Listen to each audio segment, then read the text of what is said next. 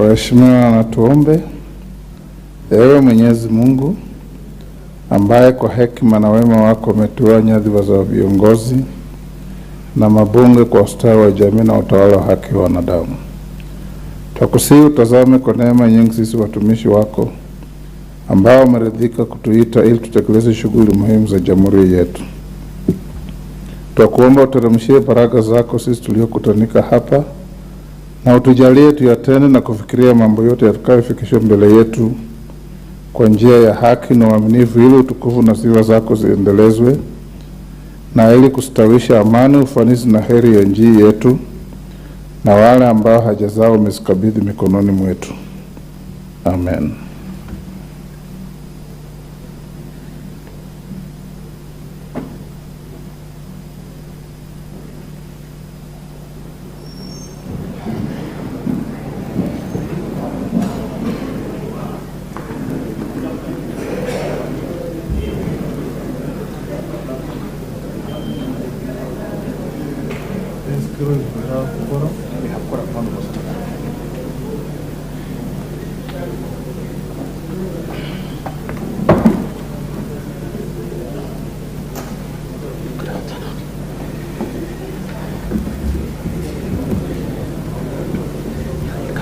Honorable members, we have quorum to transact business. Congratulations for coming in early today. Clerk. Order number 1, administration of oath. Order number 2, communication from the chair. Order number 3, messages. Order number 4, petitions. Order number 5, papers. Majority Leader.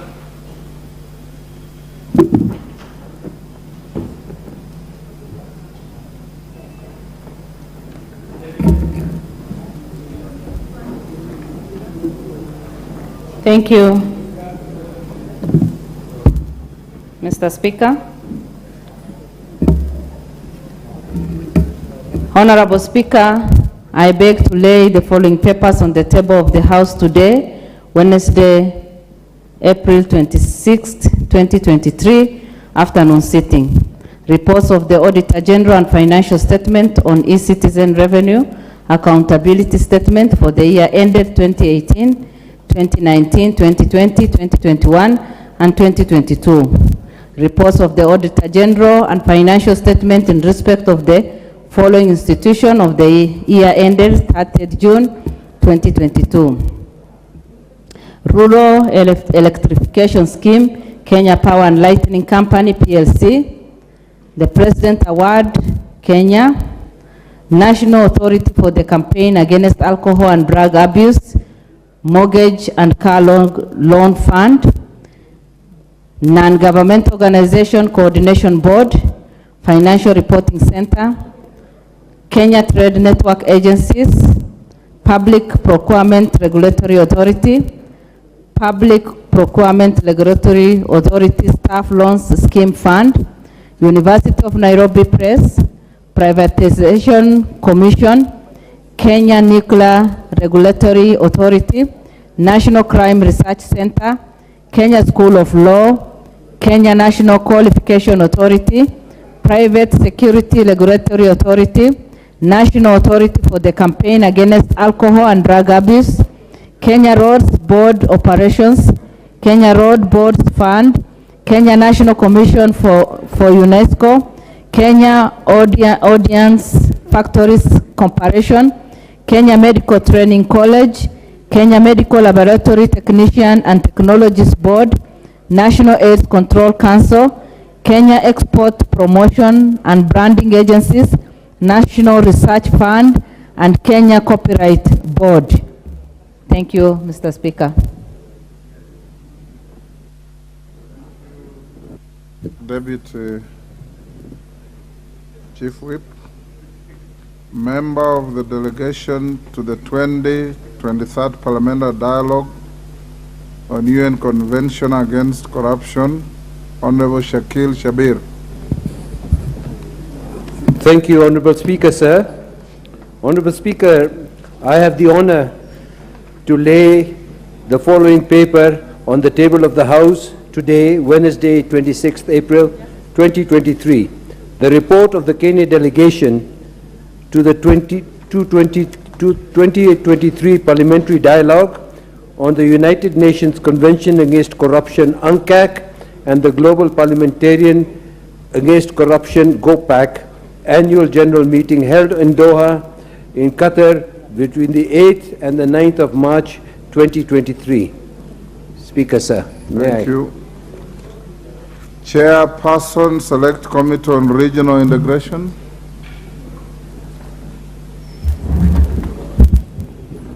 Honorable Speaker, I beg to lay the following paper on the table of the House today, Wednesday, 26th April 2023. This is the report of the Committee on Regional Integration on its consideration of the proceeding of the first session of the 6th Parliament of the Pan-African Parliament, PAP. Thank you. Thank you. Chairperson, Departmental Committee on Administration and Internal Security. Thank you, Honorable Speaker. I beg to lay the following papers on the table of the House today, the Wednesday, 26th April 2023. Report on the Departmental Committee on Administration and Internal Security on its vetting of a nominee for appointment as a member of the National Police Service Commission. Thank you, Mr. Speaker.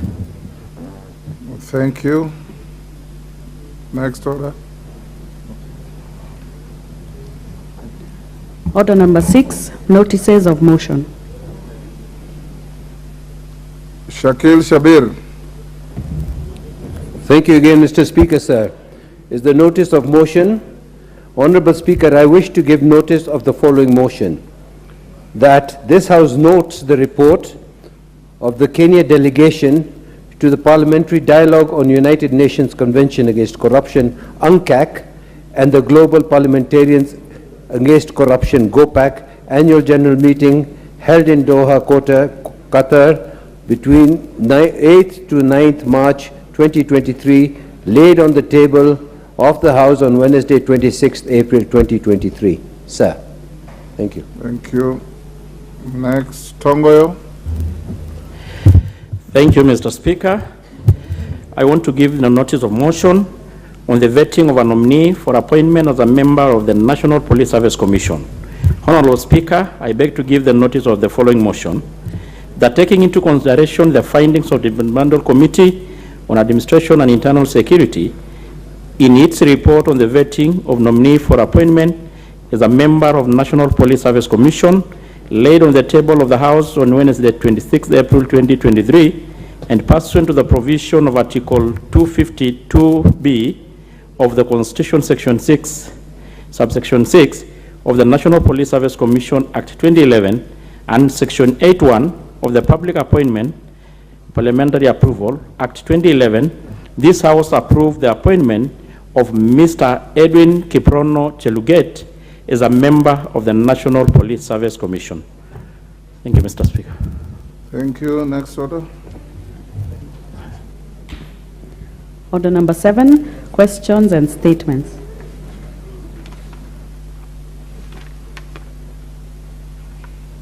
Honorable members, we have 2 questions. They both come from the Honorable Member for Kamkunji, Honorable Yusuf Hassan. If the Prime Cabinet Secretary is within Parliament, can you usher him in?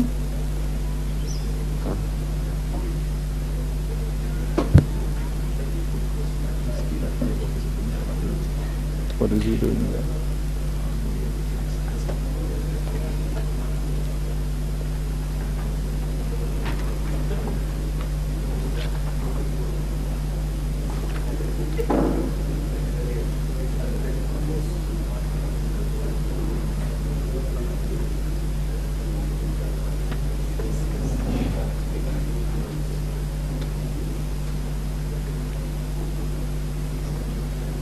Kirui, kako wapi?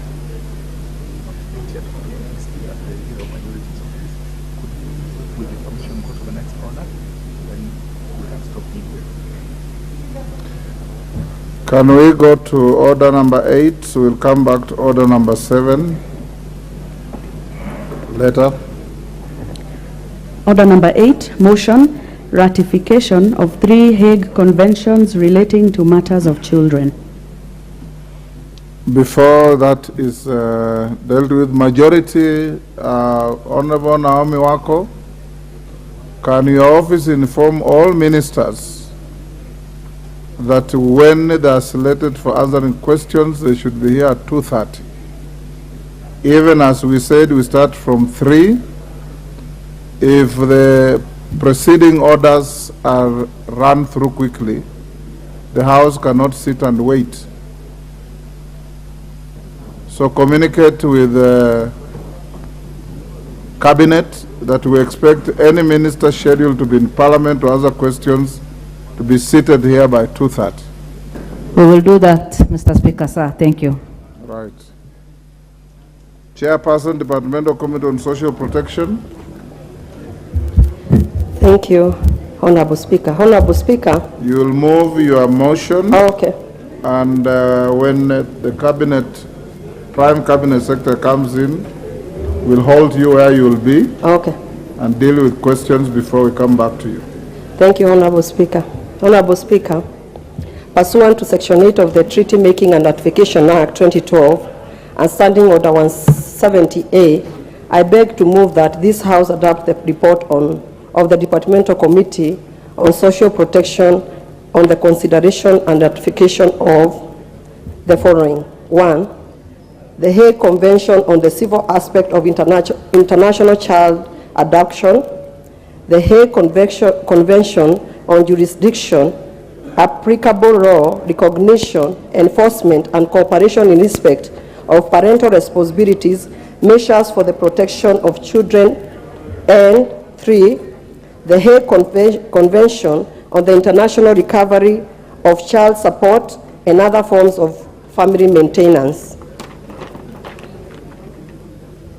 Honorable Speaker, the 3 conventions were referred to. Honorable Alice Nganga, when you move the motion, you first say, I beg to move the following motion and read it word for word as it is on the order paper.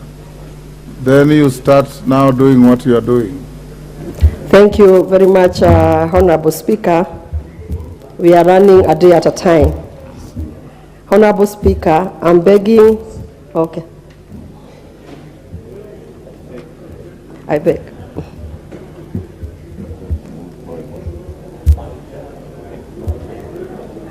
Honorable Speaker. Honorable Alice, maybe I can spare your time. The minister is now here. Okay.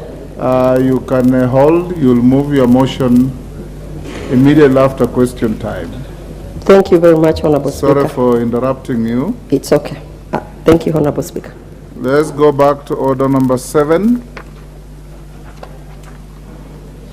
Call out the order. Order number 7, questions and statements. Honorable members, we have 2 questions, 116 and 118 of 2023, both asked by the distinguished member for Kamkunji, Honorable Yusuf Hassan, to the Prime Cabinet Secretary who is in the chamber now. I call upon the Honorable Yusuf Hassan to ask your question.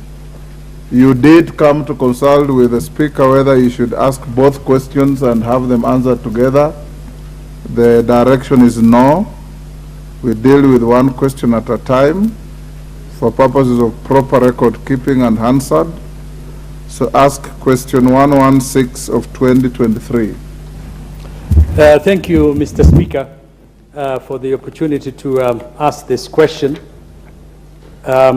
I had, in fact, asked you to indulge and allow me to say a warm welcome to my former colleague, the Prime Cabinet Secretary.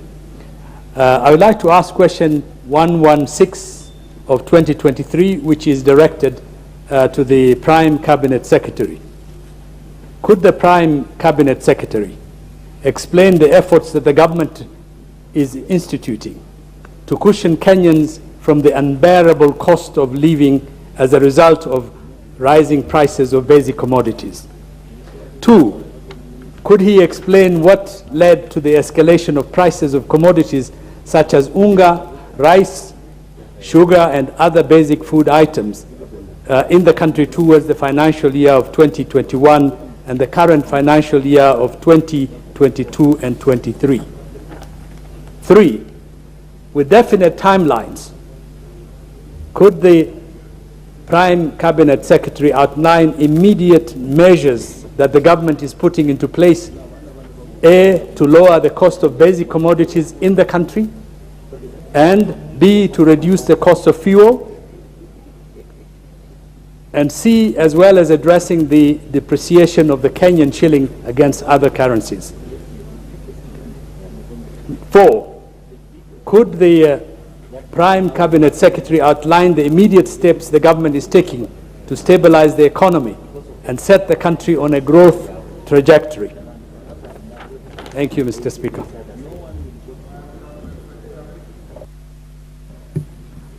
The floor is yours. Honorable members, after the question is answered, those who want to ask supplementaries go to intervention. But as usual, the screen is full. I don't know if it is full for this question or for other businesses, but we will find a way of going about it.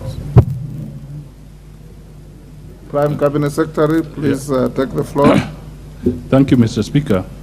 Mr. Speaker, let me just very quickly take this opportunity to thank the members of Parliament for according us an opportunity to be able to respond on matters of government policy to them in this august and esteemed House.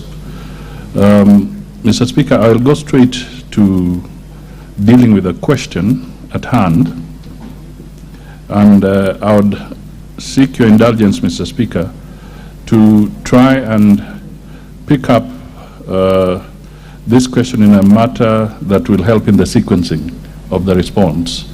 But I'll definitely deal with all the issues that have been raised by the honourable member. I shall accordingly therefore take up the issue number 2 of his question first, that is an explanation on the escalation of commodity prices. Mr. Speaker, the drivers or the causes of the escalation of prices of commodities were as follows.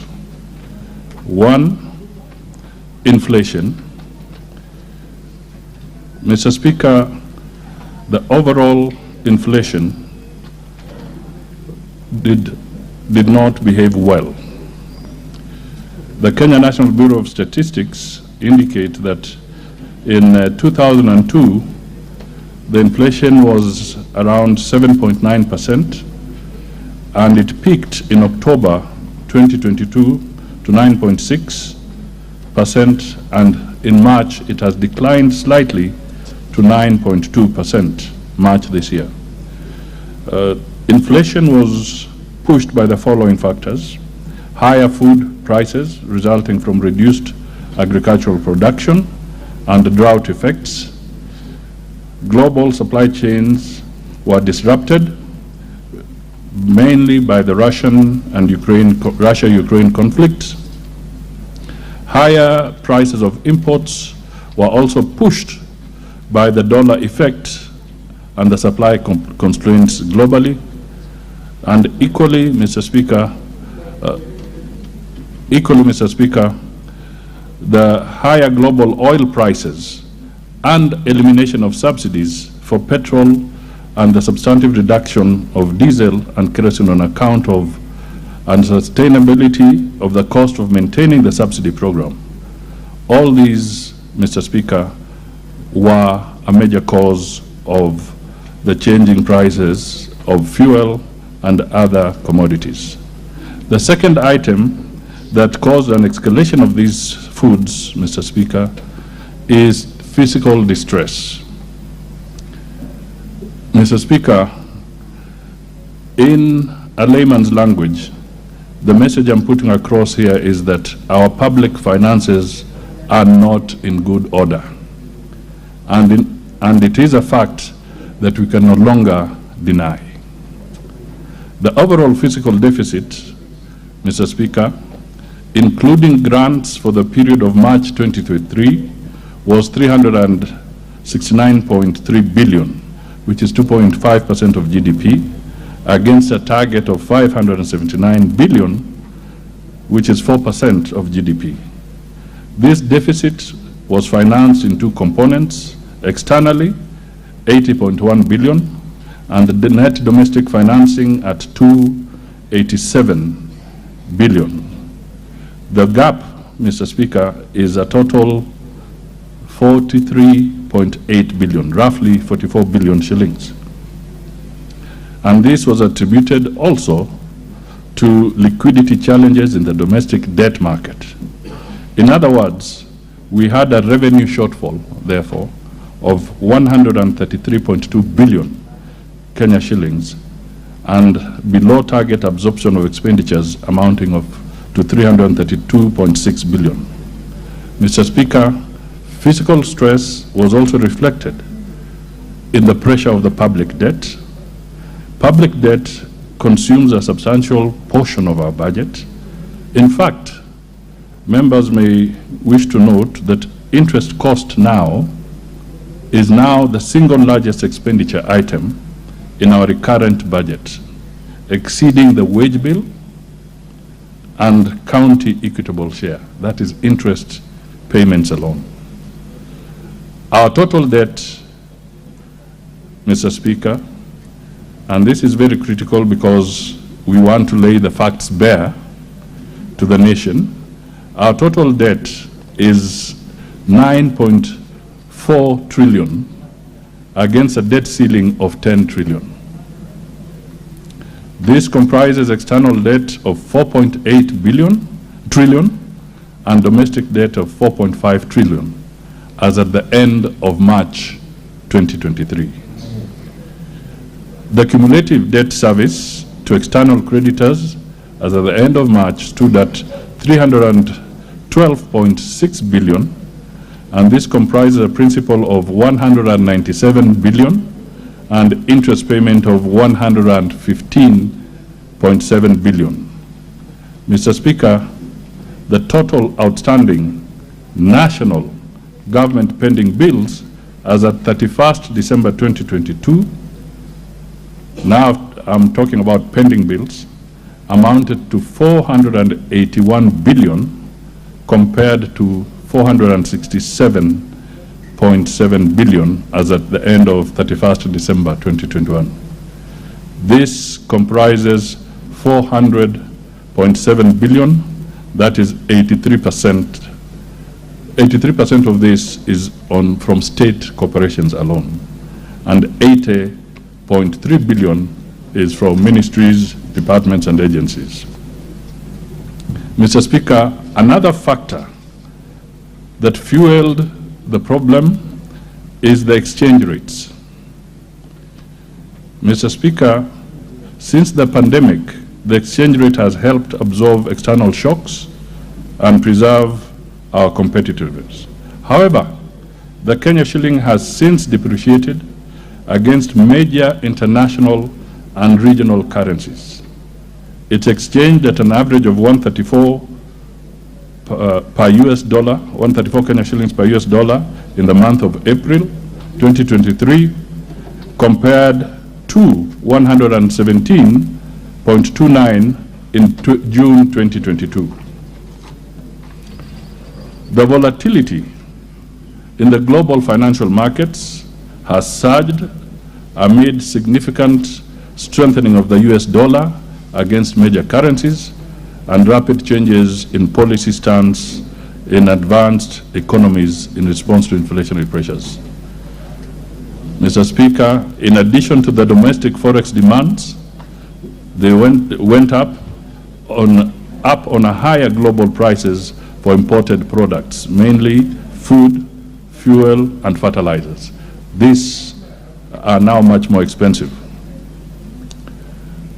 Mr. Speaker, let me also point out that the official foreign exchange reserves have declined from 7,969.5 million.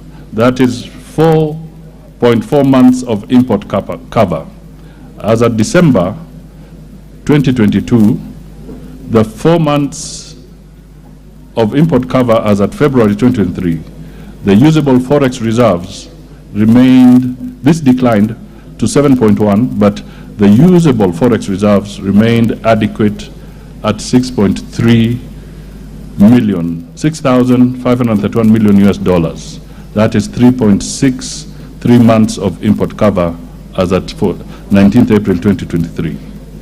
This, honorable members, still meets the Central Bank of Kenya statutory requirements to endeavor to maintain at least 4 months of import cover. Mr. Speaker, together these developments have significantly impacted liquidity in the domestic forex market. In particular, the interbank forex transactions have declined, limiting price action in that market. The exchange rate, honorable members, impacts directly on the cost of living in Kenya as imported goods and services have become more expensive. Mr. Speaker, let me also touch on particular causes of the escalation of food prices from 2022 and 2023. Mr. Speaker, the country has experienced a prolonged period of drought over the last 2.5 years. From the year 2020 to 2023, which has been recorded as the worst drought in 40 years. The performance of the 2022 long rains was poor in parts of the country, which was followed by crop failure in the Asals during the short rain season.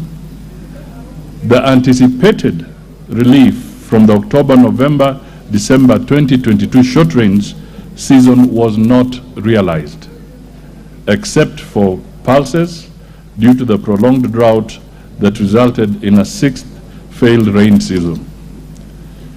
This scenario reduced the annual maize production, creating a higher national deficit of about 34% in 2022 compared to 28% in 2021. Mr. Speaker, I would like to let the House know that the country recorded the lowest maize production in 10 years. The lowest production of maize in 10 years. We managed to get, as a nation, 34.4 million bags, which is 3.1 million metric tons in 2022. Ordinarily, we would be talking about close to 50 million bags or 48 million bags, but we got 34. The country also lost approximately 2.5 million heads of livestock due to the drought effects. Mr. Speaker, it is therefore important to note that the onset of the current rain season and associated flash floods has also occasioned further loss of livestock of unknown value, and a planned rapid assessment will determine the actual cause. That means the government is planning to have a rapid assessment to determine the actual loss. Mr. Speaker, extreme climate change events, growing population, rising food prices, and other environmental stressors have emerged as key drivers of food insecurity and malnutrition. It is further acknowledged that the supply chain disruptions of 2020 to 2022 due to negative global events, that is COVID-19 pandemic and its lingering effects, the impact of the Russia-Ukraine conflict, and high fuel prices have increased the percentage of food insecure populations. Mr. Speaker, in my written statement, I've endeavored to share specific data on this particular question, but I'll not go through with that. Let me now pick up the issue of what is the government doing, or what measures has the government taken to cushion Kenyans from the high cost of living occasioned by these rising prices of basic commodities. Mr. Speaker, the first step is to focus on enhancing food security. The government aims to achieve food self-sufficiency and reduce imports through increased production and productivity of all staple food crops, including stepping up production of oilseed crops such as sunflower and sesame. The March, April, May 2023 rain season is predicted to be normal, and we thank God for that. We intend to maximize our production potential for the rain-dependent grain-producing areas. The first significant harvest of grain is expected to enter the market in August 2023. Mr. Speaker, we also have some short-term measures to address the food security situation. The government has taken the long-term, sustainable approach of resolving the cost of living predicament by subsidizing production instead of consumption. However, there are a number of immediate interventions that are aimed as short-term solutions to the high cost of living, and at the same time build momentum for the long-term approach.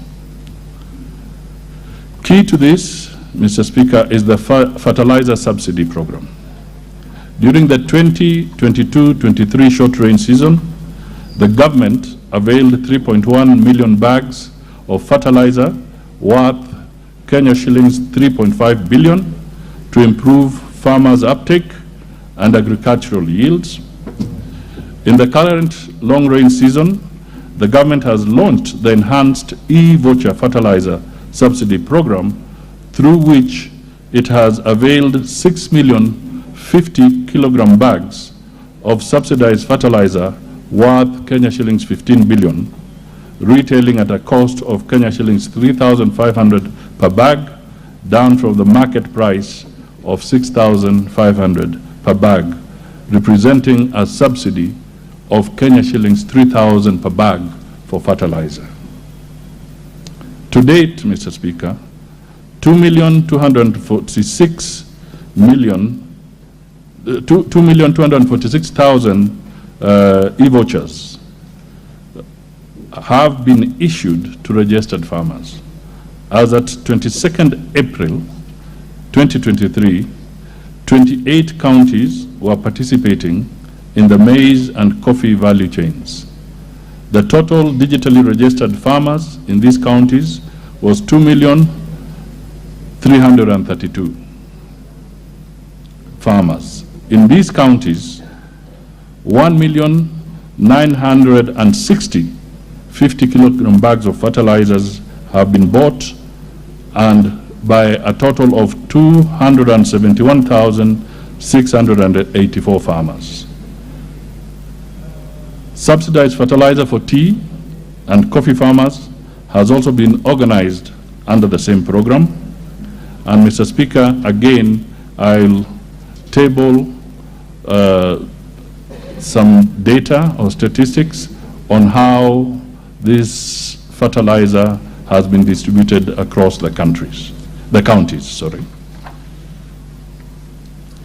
Mr. Speaker, another intervention from the government is the provision of duty waivers on food imports. To bridge the food stocks deficit and stabilize the high food commodity prices, the government has granted duty waiver for importation of 1.4 million metric tons of white maize, 600,000 metric tons of rice, 500,000 metric tons of yellow maize, largely to be used for production of animal feed, 200,000 metric tons of soya beans, 300 metric tons of soya bean meal, 1,600 metric tons of assorted protein concentrate, and 40,000 metric tons of feed additives, effective from 1st February to 6th of August 2023. Mr. Speaker, you will note that this program is being put in place to end before the Kenyan farmers' harvest season begins. Mr. Speaker, the duty-free maize imports will temporarily reduce the high cost of maize and flour for consumer benefit in the short term. However, the cost of food will be dictated by supply and demand, which is the key focus of the Kenya Kwanza government. Mr. Speaker, we will also engage in active post-harvest management programs, because it is estimated that Kenyan farmers lose about 30% of their crops. So we will put more effort in this particular area. We will also support the farmers in ensuring that we also deal with enhanced pest control and aflatoxin efforts to eliminate the danger of our foods being contaminated. We also intend to promote drought-tolerant crops. Mr. Speaker, in the current year, over 250 metric tons of assorted drought-tolerant seeds valued at Kenya shillings 50 million have been distributed in Embu, Meru, Makueni, Machakos, Tharaka Nithi, Murang'a, Nyeri, Siaya, and Busia counties. These being basic seeds, it is expected that farmers will multiply and redistribute the seeds in their localities, that thus addressing the challenge of seed access and food insecurity. Mr. Speaker, we also have quite a number of other government programs in collaboration with the county governments. These are programs that support crop and livestock insurance, the National Value Chain Support Program, small-scale irrigation programs, value addition programs, Kenya Cereals Enhancement Programs, Kenya Climate Smart Support Programs, just to name a few that are designed to help the farmers. Mr. Speaker, now let me come to the aspect of reducing the cost of fuel. The government has done the following. First, the government has lifted the moratorium on power purchase agreements as a way of enhancing the country's energy security by opening up the energy sector to continued investments and leveraging on the market forces of demand and supply. However, the price benefits will not be immediate due to other exogenous factors. Secondly, Mr. Speaker, prior to April 2023, the government imported all its petroleum product requirements through the open tendering system. The monthly requirement, and I think this is very useful for the members, the monthly requirement is approximately 740,000 metric tons of fuel. That is monthly. And this translates to, in monetary terms, it translates to about $70 million per month. All these petroleum products imports were paid for in US dollars, which put a strain on the government's forex reserves and caused a huge deficiency in availability of US dollars, causing depreciation of the Kenya shilling. The US dollar requirements by oil marketing companies account for about 30% of Kenya's total US dollar requirements. And I want to repeat that.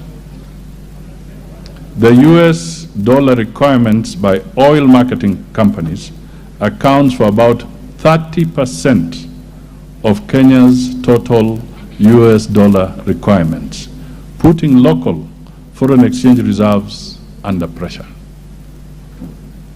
In an effort to ease the aforementioned pressure, the government therefore entered into a memorandum of understanding with prospective governments and master framework agreements with their respective petroleum trading entities for the supply of petroleum products for a term of 270 days on extended credit for a period of 180 days.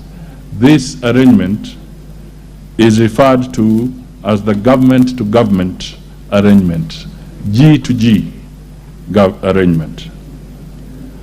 Under the foregoing terms, Mr. Speaker, the G2G arrangement is under implementation, and the first cargoes, I'm emphasizing this, the first cargoes, that is MT Front Capella, delivering 80,000 metric tons of Jet A1 fuel, and MT Nord Dolphin, delivering 85,000 metric tons of petrol, were received at the port of Mombasa, respectively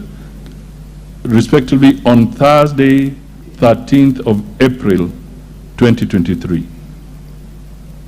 Other cargoes have been scheduled and are expected in the country. The first consignment having been received, the positive effects of this arrangement should start being felt in the near term. This intervention is also expected to reduce pressure on our foreign exchange and lower the cost of petroleum. Mr. Speaker, let me also focus on reducing the cost of cooking gas. Mr. Speaker, the government, or let me put it this way, we have moved swiftly to end the monopoly in the sourcing and supply of cooking gas, which inevitably had resulted in price inflation. The government has opened up this sector by reviewing the policy to allow for competition by setting stage for additional players to be licensed to set up liquefied petroleum gas, that is LPG facilities. This will cut the cost of handling and evacuating gas from the ships to the mainland, hence allowing the dealers to transfer the cost reliefs to the consumer. Mr. Speaker, now let me touch on how we are addressing the depreciation of the Kenya shilling against other currencies. Government is implementing sound exchange rate policies to stabilize the local currency and manage the foreign exchange reserves in an effort to mitigate the impact of currency fluctuations. As I noted earlier in my statement, in response to the question, the official foreign exchange reserves have declined from 7.9 million US dollars, which is equivalent to 4.4 months of import cover, as at December 2022, to 7.1 million US dollars, which is equivalent to 4 months of import cover, as at February this year. The usable foreign exchange reserves have remained adequate at 6,531 million US dollars, that is 3.6 months of import cover as at April 19th. This, Mr. Speaker, meets the Central Bank of Kenya statutory requirement to endeavor to maintain at least 4 months of import cover. The G2G arrangement for the importation of petroleum products that accounts for up to 30% of Kenya's USD requirements is expected to not only stabilize the exchange rate, but also to lead to the appreciation of the Kenya shilling. Mr. Speaker, let me now highlight some of the immediate steps that the government is taking to stabilize the economy and set the country on a growth trajectory. These are several, but I'll just try and pick out a few. Mr. Speaker, as the House will appreciate, the measures to cushion Kenyans from the high cost of living, as well as reduce the cost of basic commodities, as I have enumerated above, will invariably also result in a stabilized economy. I will therefore take this opportunity to highlight other measures aimed at stabilizing the economy. First, the government remains committed to programs jointly formulated with its development partners, through which we anticipate to get much needed budget support. And I believe when the Cabinet Secretary for Treasury will be speaking to Parliament in a few weeks' time, he will elaborate on this. We will continue bolstering economic resilience by pursuing prudent macroeconomic policies geared at reducing debt vulnerabilities and supporting sustainable and inclusive development. Mr. Speaker, through the Fiscal Consolidation Program, we aim to continue with our revenue mobilization and expenditure prioritization policies geared towards economic recovery. This will support sustained, rapid, and inclusive economic growth and safeguard livelihoods, thus creating a physical space for the implementation of government priority programs. With inflation remaining above the target band, our monetary policy will remain focused on maintaining price stability by resisting the pass-through of second-round effects from higher food and fuel prices to other prices and keeping inflationary pressures well anchored. Over the medium term, inflation is expected to return to the midpoint of 5% of our target band. Our target band is 2.5 to 7.5%. The central bank, on its part, has proactively tightened its monetary policy stance to prevent second-round effects and keep inflation expectations anchored. The CBK rate was raised to 9.5% in March 2023. This is expected to gradually reduce inflation in the coming months. The exchange rate flexibility has worked as a shock absorber in the face of a variety of external shocks and will continue to do so to help support our competitiveness, protect reserves, and facilitate efficient functioning of our domestic foreign exchange market. Mr. Speaker, these policies are mutually reinforcing in support of maintaining macroeconomic stability and resilience, ensuring fiscal and debt sustainability, and enhancing buffers against external shocks.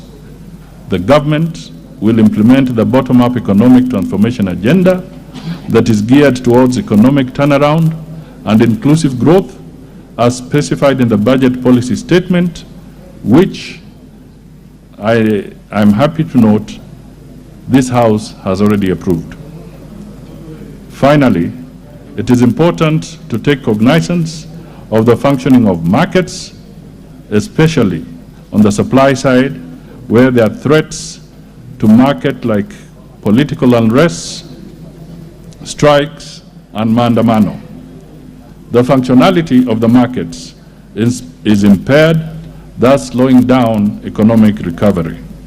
Mr. Speaker, I pause there so that I can take up some supplementary Thank you, Prime Cabinet Secretary. Before I call on Yusuf to file his first supplementary, allow me, honorable members, to acknowledge in the Speaker's Gallery, Mandera County Assembly officers of the Assembly from Mandera East. You may stand to be acknowledged. Thank you. On my behalf and on behalf of Parliament as a whole, we welcome you. In the public gallery, I acknowledge the presence of the following institutions: Africa Youth Leadership Forum from Dagoretti North, Nairobi; Pendo Youth Group from Konoin in Bomet; Kwanjenga Primary School from Embakasi South, Nairobi; and the Goshen Academy from Kuria West in Migori. Again, on my behalf and your behalf, honorable members, we welcome the four institutions to the House of Parliament. Honorable Hassan, you may ask your supplementary question. Thank you, Mr. Speaker. I would like on the onset to say that while the Prime Cabinet Secretary has outlined the long-term measures that the government is hoping to benefit from and jumpstart our economy, I have not really had adequate steps that the government would take to address the cost of living in the short term and in the medium term. It is good to provide fertilizers to our farmers, but 30% of our population live in urban centers where they are suffering from the high cost of living. And apart from the wish list that perhaps with bumper harvest, with the stabilization of the global economy, it appears as if the government is entirely leaving the Kenyan public to the vulgars of the economy and supply and demand issues.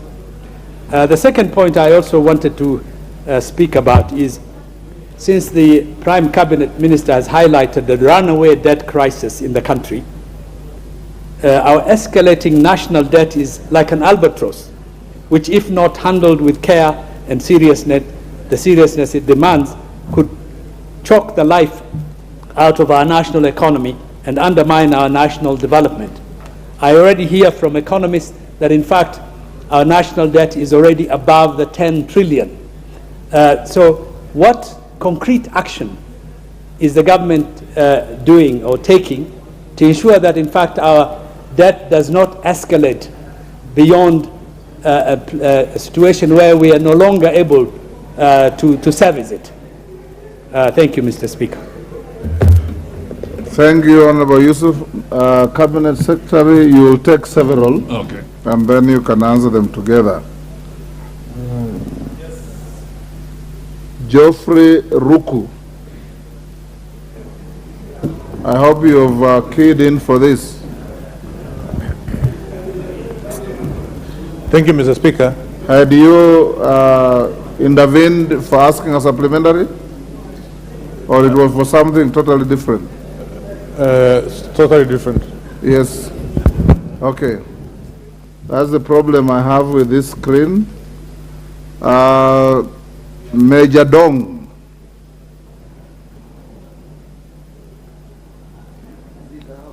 Major Dong is there. Is there? Give him the... Thank you, Mr. Speaker. I would like to ask Prime Cabinet Secretary a supplementary question. Could the Prime Cabinet Secretary confirm whether the subsidy fertilizer that the government supplied is going to be a continuous process? Yes, whether it is going to be a continuous process and for how long? The second one, on the same, could the Prime Cabinet Secretary indicate whether the budgetary allocation on the same for the subsidy fertilizer will be included in the national budget estimates expected this week in this parliament. Thank you. Mawade of Embakasi South.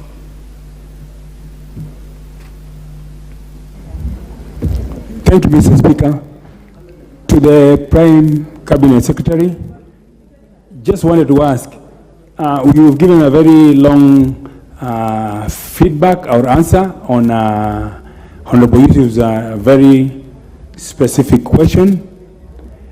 The local or the common mwananchi wants to know when the cost of commodities, and especially the consumables like unga and the cooking oil, will be lowered. That way they become affordable, especially for people like from Mukuru, Kwanjenga, Kwaruben, and the lower income sections. Thank you. Majority Leader. Thank you, Honorable Speaker. Honorable Speaker, from what I've heard from the Prime Cabinet Secretary, there are a number of measures that government has already taken, and I appreciate the fact of what he has said on the production of maize, that we had the lowest production of maize in the last 10 years. And he has stipulated various measures, including the subsidy to, production subsidy in fertilizer subsidy rather than consumption subsidy. So my question is, one, whether government is considering, because we have had calls for reintroduction of the consumer subsidies in maize, whether government is considering any consumption subsidies, especially the maize subsidy that was there before the election. And two, I have also seen farmers in the North Rift raise issues on whether they were getting subsidized fertilizer for top dressing fertilizer. I want to hear from the Cabinet Secretary whether government is indeed considering to give farmers the top dressing subsidized fertilizer. Member for cases. Thank you. Thank you so much. And I want first of all to appreciate Leader Majority for bringing out a serious issue in the entire North Rift. Transport, Mr. Speaker, forms a key driver in matters of economic transformation. We are experiencing a serious challenges along the northern corridor, especially within Keses region. Several non-tariff barriers have been mounted by police, starting from Timboroa. We have one at Napkoi Junction. We have one at Kondo, Banforest Tarakwa Polling Station. We have one in Bayete Senda. The worst is in Jeptiret Police Station at the junction. We have one in another one around Eldoret Junction to the whole Nairobi Road. I want to know why all these non-tariff barriers. This is a corridor that enables transport crisscrossing the landlocked countries and even interfering with the transport around the region, especially this is a agricultural center. With tariffs, toll stations that are not registered, we don't know the collection being done by the same officers where it is going. I want to know what are the plans by the government to ensure we his transport and support business and support communication between the countries around the EAC. Thank you. Thank you. A member for Daud, is that you? Daud from Wajir. Thank you, Mr. Speaker, and thank you, Prime Cabinet Secretary. My question is that I've heard a lot of things that the Prime Cabinet Secretary has said regarding production subsidy. Mr. Prime Cabinet Secretary, what plans do you have for production subsidy for the livestock sector? I've heard of fertilizer, tea, coffee. Are we still going back to the sessional paper number 10 of 1965 and forgetting the rest of Kenya? Secondly, only one. Thank you. You are done. Kamket, since you are chairing, it means your question is asked. Pukose. Thank you, Mr. Speaker, and I want to thank the Prime Cabinet. My question is, you've given the measures about what the government is planning. When do we expect the economy to improve? Thank you. Prime, those are 6. I'll take 2 more. Rindikiri.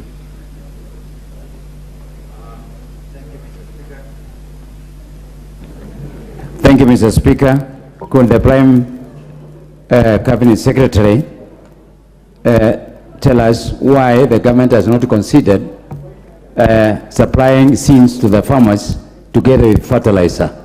Mr. Speaker, I think that's very important. You supply the fertilizer, but you don't supply the seeds, knowing that the farmers have gone for a long time without rains, and therefore they didn't have the seeds that they can use for fertilizer. Thank you. Women Rep Kwale. Is that Mombasa or Kwale? Mombasa. You know, you look alike with your colleague from Kwale. Asante sana Bwana Spika. Swali langu laenda kwa Waziri Mkuu. Napenda kujua kule Dongo Kundu Special Economic Zone mmetumia mbinu gani kufidia wale waliopokonywa mashamba yao pale ili kufanya huo mradi, kwa sababu kuna tetesi kuwa kuna yule ambaye pengine alikuwa na ekari 7 ama 10 amepewa only 50 by 100. Natamani sana kujua. Asante sana. Last on this round, Irene Mayaka. Members, be patient. I'll give you enough time to ask questions. So there will be another round. Thank you, Honorable Speaker. Speaker, I'd like to ask a follow-up question on what the Cabinet Secretary had talked about, the war in Ukraine being one of the issues that are causing our economic issues. And my question is particularly on the import of wheat, because wheat is one of the things that we import most from Ukraine. And seeing that there's still no solution to the conflict, what are the auxiliary measures that the government is putting in place to make sure that they cushion Mwananchi? Because as we all know, wheat is one of those products that we get a lot of foodstuff from. Thank you. Thank you. Prime Cabinet Secretary, those are 9 supplementaries. You may answer. Yeah, thank you, Mr. Speaker. We'll come back to you. Yes, yes. I'll respond not necessarily in any specific order, but to try and pick on them. First of all, I just want to mention that some of the immediate steps to try and deal with the crisis is that the government has already waived duty on some of the food products that are coming in during this period that we are going through a crisis.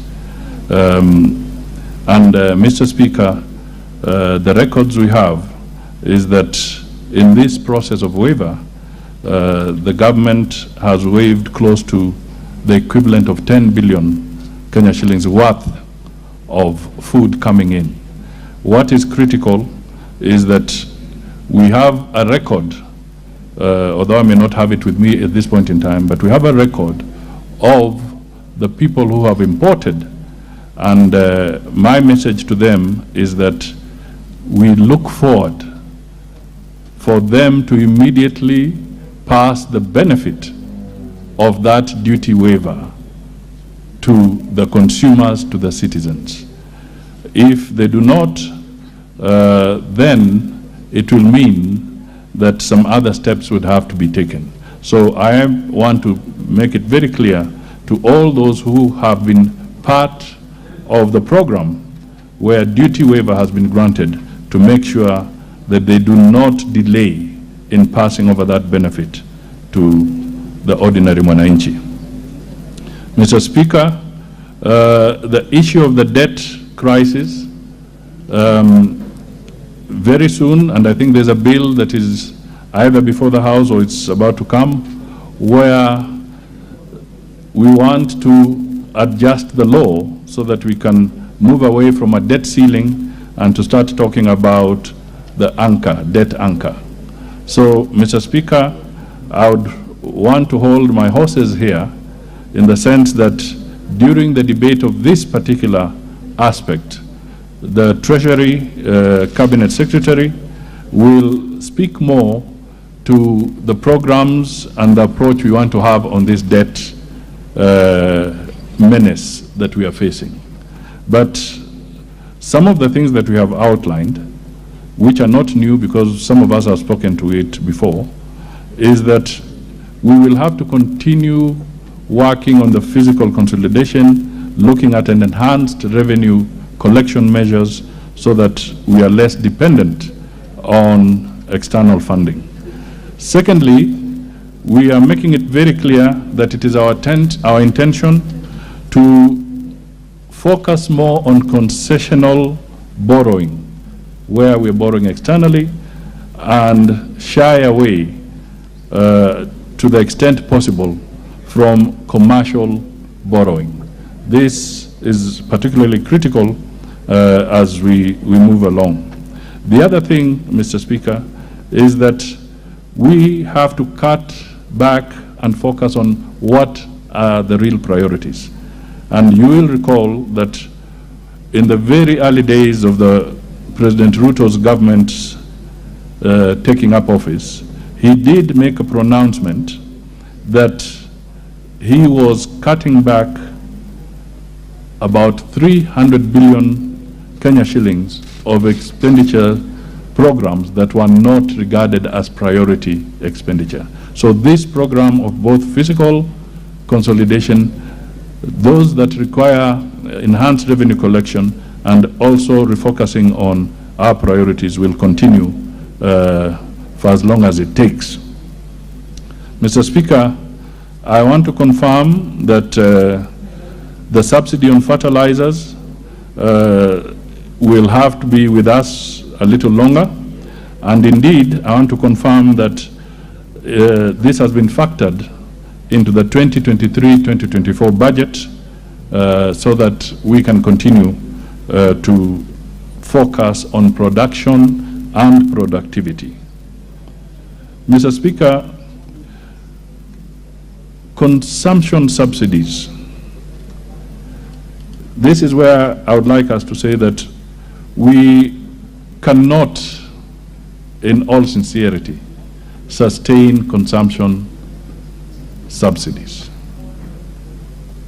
As a nation, we have to be honest to ourselves, and one of the areas that I can give you as an example is that when there was the subsidy on fuel, it was costing the government of Kenya, which includes yourselves as taxpayers, about 16 to 20 billion shillings per month.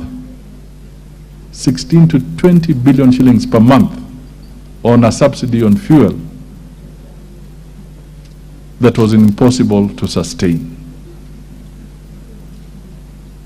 So no matter who would be in the driving seat of government, it is not practical to sustain that kind of subsidy. However, even as the government removed the subsidy on petrol, Mr. Speaker, we were alive to the fact that diesel, which is used in public transport, used by the farmers and other critical areas, there we have maintained some measure of subsidy, and also on kerosene, because these are the ones that affect the ordinary man more than anything else. Mr. Speaker,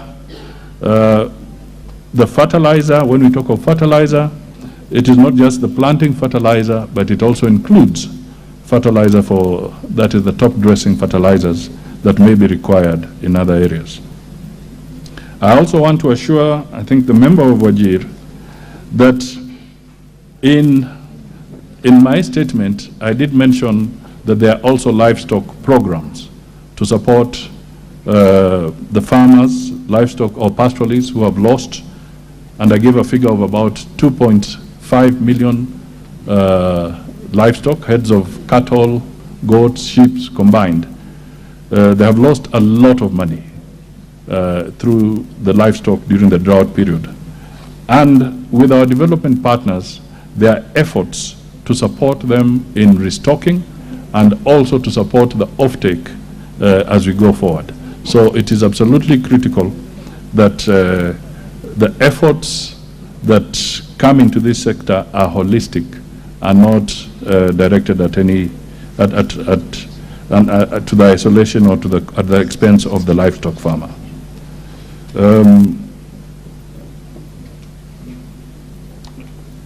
Now, let me see if I can pick up something else. Mr. Speaker, there is the question of what kind of time it will take to recover. I want to be very honest to this House and to the Kenyan people, and having had an opportunity to have served as a Minister for Finance before, in a moment of crisis, I want to state to the Kenyan people that we are in this for a long haul. The circumstances that we are in cannot be wished away like instant coffee. And I've said this quite a number of times. We are going to have good focus on priorities and have them sustained consistently, religiously, and from a personal perspective, we need to be prepared to have about 2 years of challenges as Kenyans. But there is hope, because it is in that process of sustained good policies consistently being put in place, and we looking at them and working from a unified viewpoint as Kenyans, we shall be able to turn around the economy. Remember, I have highlighted the huge public debt. I have highlighted the exogenous factors like the Ukraine war. We have, for instance, no capacity to determine when the Russia-Ukraine war will come to an end. It's beyond us. It will take a lot of international effort and the goodwill of the combatants to be able to deal with that. So we have to be realistic as leaders to the people who give us an opportunity to serve them, that it will take a bit of time. And Mr. Speaker, I want to say that no situation is permanent. No situation is permanent. Even the challenging times that we are going through now shall be overcome. They shall be overcome. And I want us to believe in that.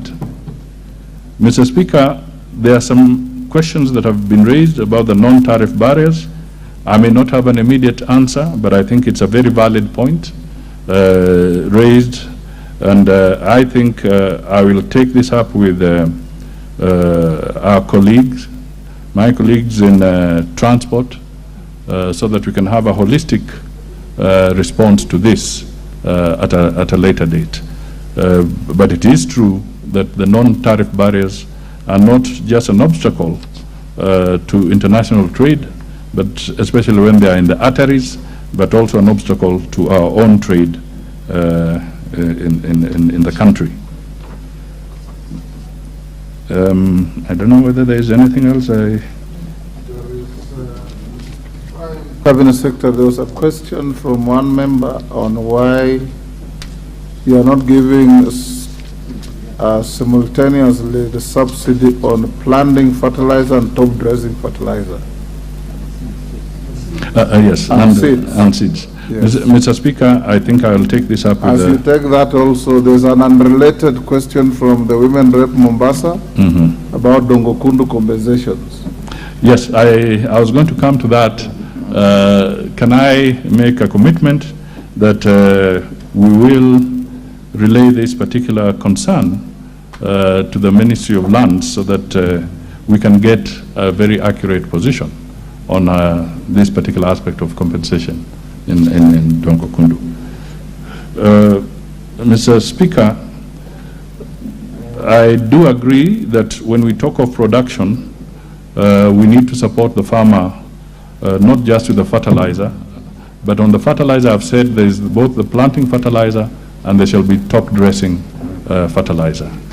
On the issue of the seeds, this is again a vital point, and I think I can only commit that in the package to the farmers, the government will also enhance support on seed. I did mention in my statement that we did provide some seed for those that are in the drought-stricken areas. There was support of about 50 million in terms of seedlings that the government has already given out. So we will also see how that particular area can be enhanced.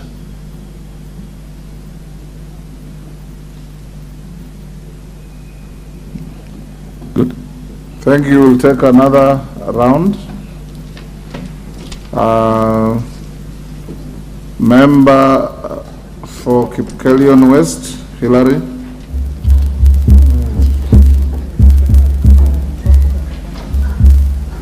Thank you, Mr. Speaker. I thank the Cabinet Secretary, Prime Cabinet Secretary for a long response, but he has alluded that the public debt consumes a substantial portion of our budget and that the interest cost is the single largest expenditure item in our recurrent budget, exceeding the wage bill and county equitable share of revenue.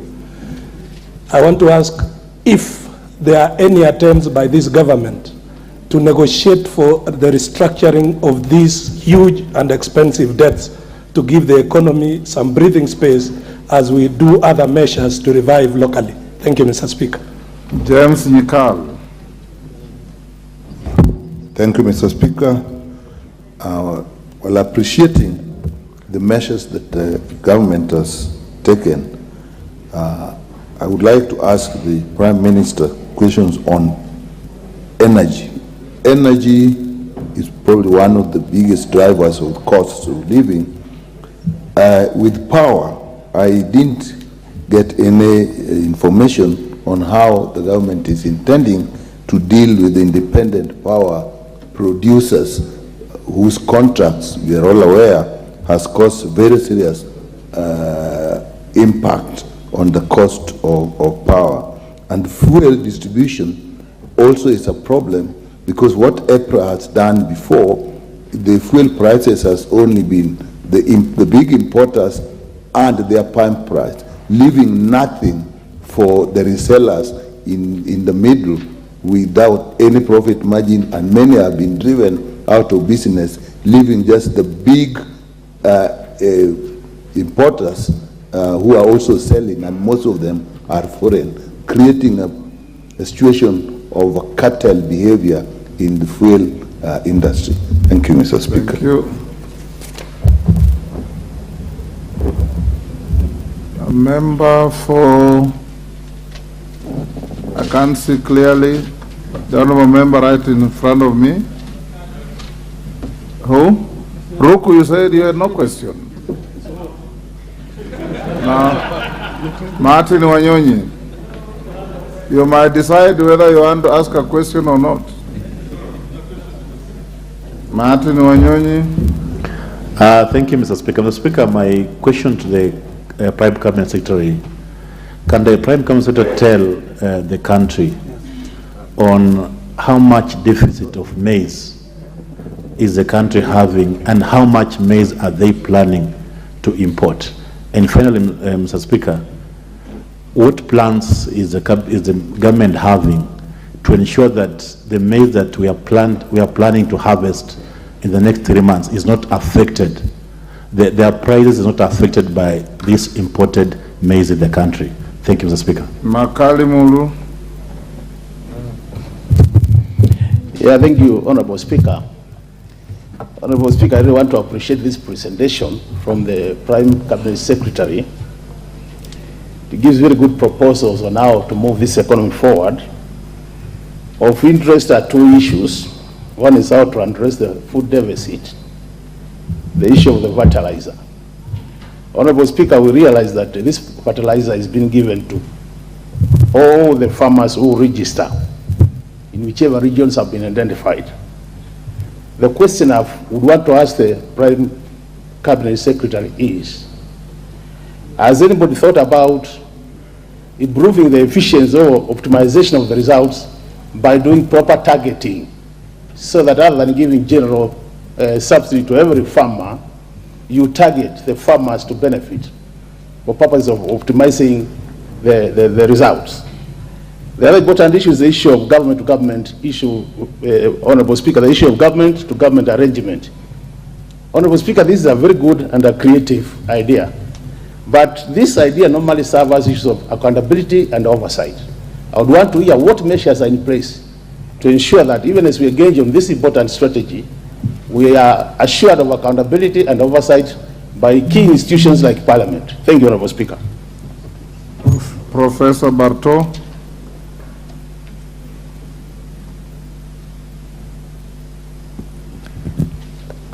Thank you, Mr. Speaker. I appreciate the fact that farmers were given subsidized fertilizer during the planting season, but my question is, the Prime Minister has rightly said they support the farmer all through from the planting season all the way, but unfortunately, the top tracing fertilizer currently is selling at 3,500, which is very high compared to previously when it was below 2,000. Are there plans to bring down that top tracing fertilizer to affordable price to the farmers? Because this is the time they are supposed to be top tracing, and it is very crucial, but unfortunately, the fertilizer is very expensive. Thank you. Bensouda, what is out of order? Kamket? What is out of order, Kamket? Mr. Speaker, I don't know whether you've heard, Mr. Speaker, the Honorable Lady refer to the Prime Cabinet Secretary as Prime Minister. And even Professor Nyikal indeed refer to the Prime Cabinet Secretary as Prime Minister. Mr. Speaker, do we have the Prime Cabinet Secretary here, or do we have a Prime Minister? I would rather you get preoccupied with substance than form. Bensouda.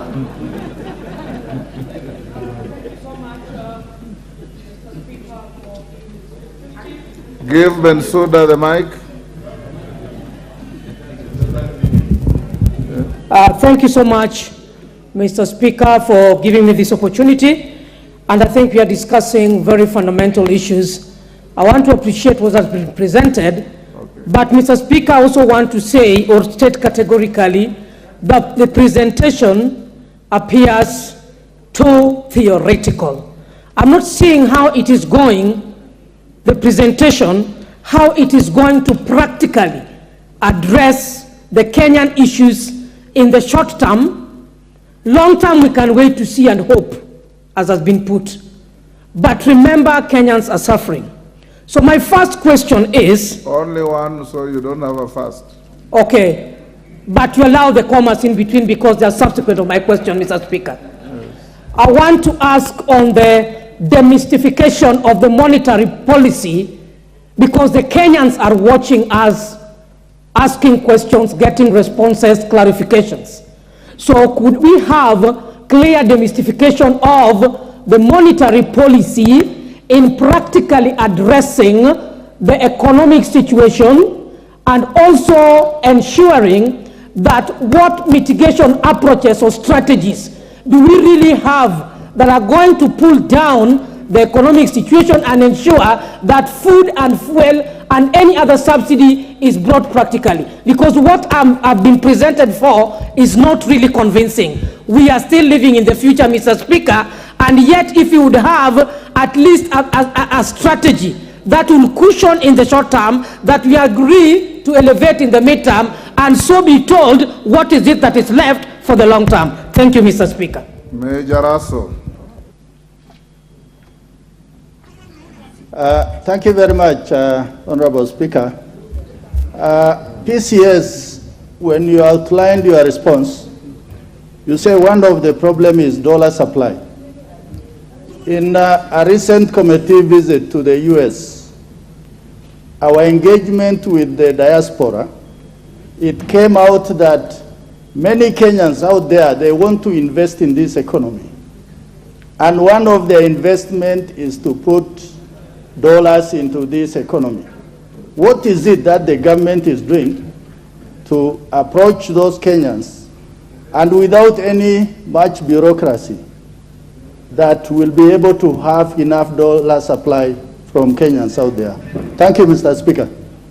Kakai Bissau.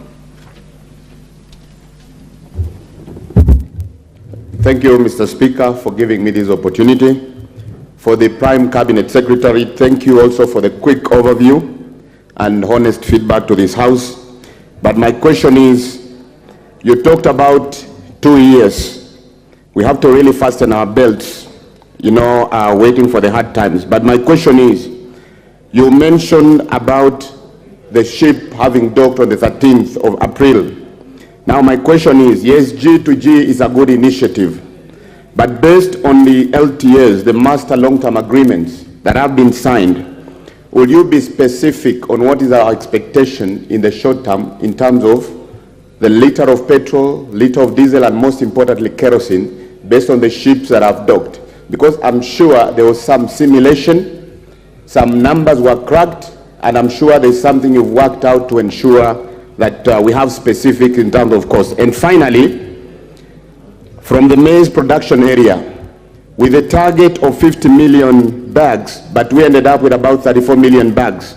I would like you to reassure this House that for the recently received fertilizer, it's been tested and is going to ensure that it's a bumper harvest. Because I know in most cases we are talking about the weather, the rains, but I would also like you to reassure us that the fertilizer that we've received is actually going to ensure we have a bumper harvest. Thank you. The last on that batch, Mwengi Mutuse. Thank you, Mr. Speaker. Briefly, I wanted to find out from the Cabinet Secretary, from the Prime Cabinet Secretary, whether indeed there are plans by the government to contract farmers in Zambia to plant maize on our behalf, and if there are those plans, why the same cannot be done with the lands that are idle under ADC, Kenya prisons, and also with local farmers. I thank you, Mr. Speaker. Prime Cabinet Secretary, you can answer those 10. Thank you, Mr. Speaker. Let me pick up a little bit on the issue of energy, because a number of members have raised concerns on the cost of energy. Mr. Speaker, in my statement I did say that one of the things that we are pushing is to open up the energy sector for more players to come in, so that we move away from having a club of a few players in this particular sector. And I gave the example, for instance, of the LPG gas, so that we have more players coming in. Mr. Speaker, I know that the government also set up a committee to look into the various IPPG agreements so that they can be rationalized in accordance with the terms of those agreements. And I think the Ministry of Energy should be making some specific reports on this area in due course. Mr. Speaker, we would want to encourage all, even the big traders working alongside the small traders in this sector. So we are going to be strong on encouraging market free and competitive processes in this sector, save for a situation where we are going through this crisis. Now, Mr. Speaker, when we talk of energy, we also talk of electricity. And I have highlighted two key factors. One is that the exchange rate has taken a beating, the Kenya shilling has taken a beating, and this feeds in the cost of fuel, even in the cost of diesel, and ultimately, even in the cost of electricity. So these are factors that we have to take into account. Mr. Speaker, it is important to also know that we are diversifying as a nation. We are encouraging more and more investment in the geothermal sector, as an example, so that we stop relying on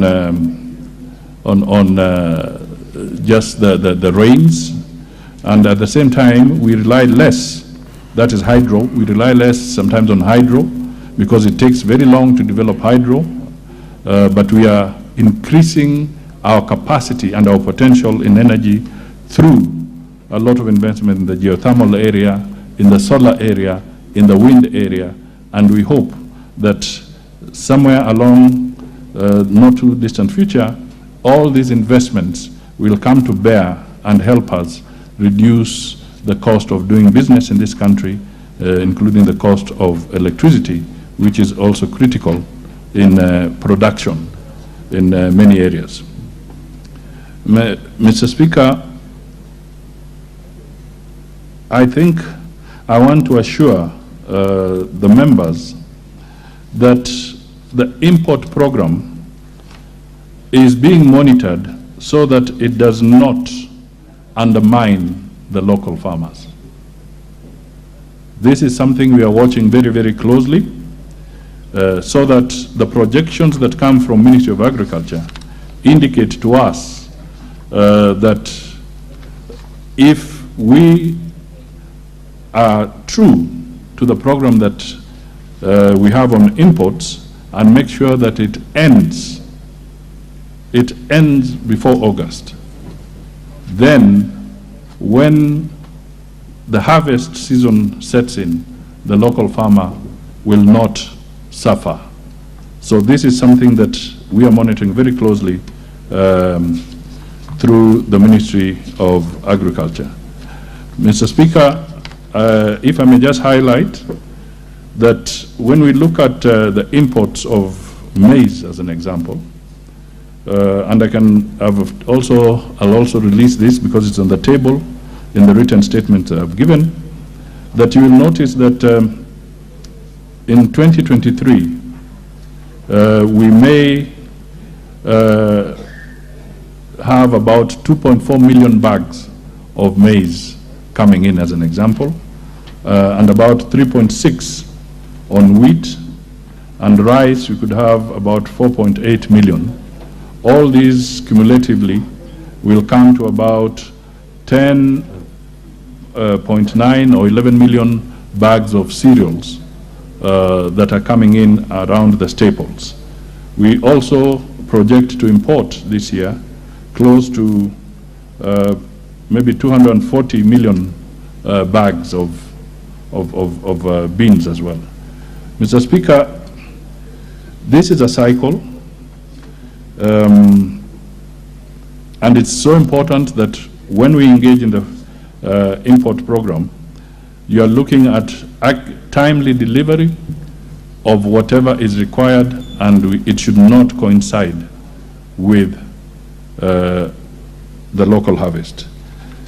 The targeted distribution, Mr. Speaker, when all this food is being distributed, we have a lot of good data through the Ministry of ASAL, as an example, and also Ministry of Agriculture, where they are able to map out very clearly which are the areas that are most needy.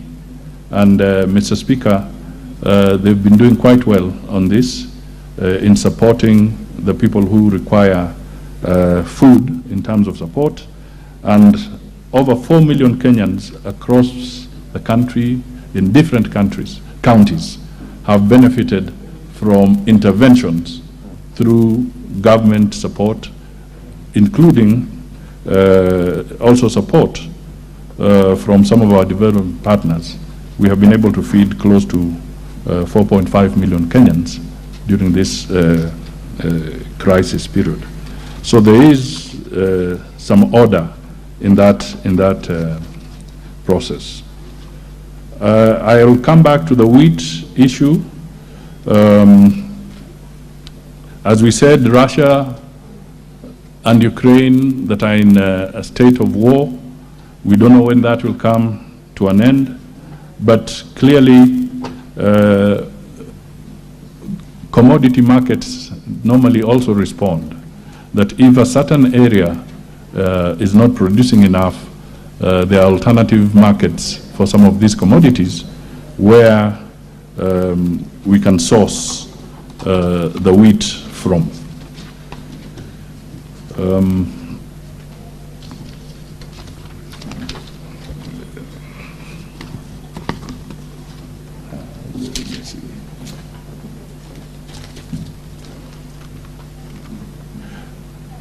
Mr. Speaker, the issue of monetary policy and price stability, the best I can say is that I will not run away from what I have said, because to achieve monetary stability and price stability, you have to have a confluence of many different policies being tackled simultaneously to come up. For instance, if inflationary prices are coming up, the central bank has adjusted its rate to 9.5%. The idea is that the central bank wants to make sure that it is subduing the inflationary pressures, as an example. I also want to state, without blinking, that we must know that there are mitigating factors which are short-term, and some of the mitigating factors is duty waiver on commodities that are essential. We have seen interventions like G2G on the part of the government. Over and above that, there are issues like cash transfers to needy communities in our country, where resources are being channeled to help them during this difficult time. But it would be a folly for me to stand here and tell Kenyans that you can have an outright instant solution to the recovery of the economy or turning it around. It would be a folly. And I remember, Mr. Speaker, on a lighter note, although this is not exactly to answer the question, but I think it's important that I say it, that when I served as Minister for Finance in 1992, one of the things that we had to do in order to trigger the economy and get it going again was to remove price controls. And at that time, we were removing price controls in a very highly inflationary period. And a very well-seasoned elder and politician of this country, the late Mzee Jaramogi Oginga Odinga, at that time referred to my programs as ill-advised policies. That was not a simple person speaking, but he said it was an ill-advised policy. But Mr. Speaker, it was the kind of painful decisions that we had to take in order to start turning the economy around. So as we speak here, we will have short-term mitigation factors like the duty waiver and so forth, but then we must also get out of duty waiver, because we cannot live with duty waiver forever. We also need revenues. So it's an intervention that comes in for a short space of time. And then after that, we have to exit it and make sure that we are collecting what is supposed to be done.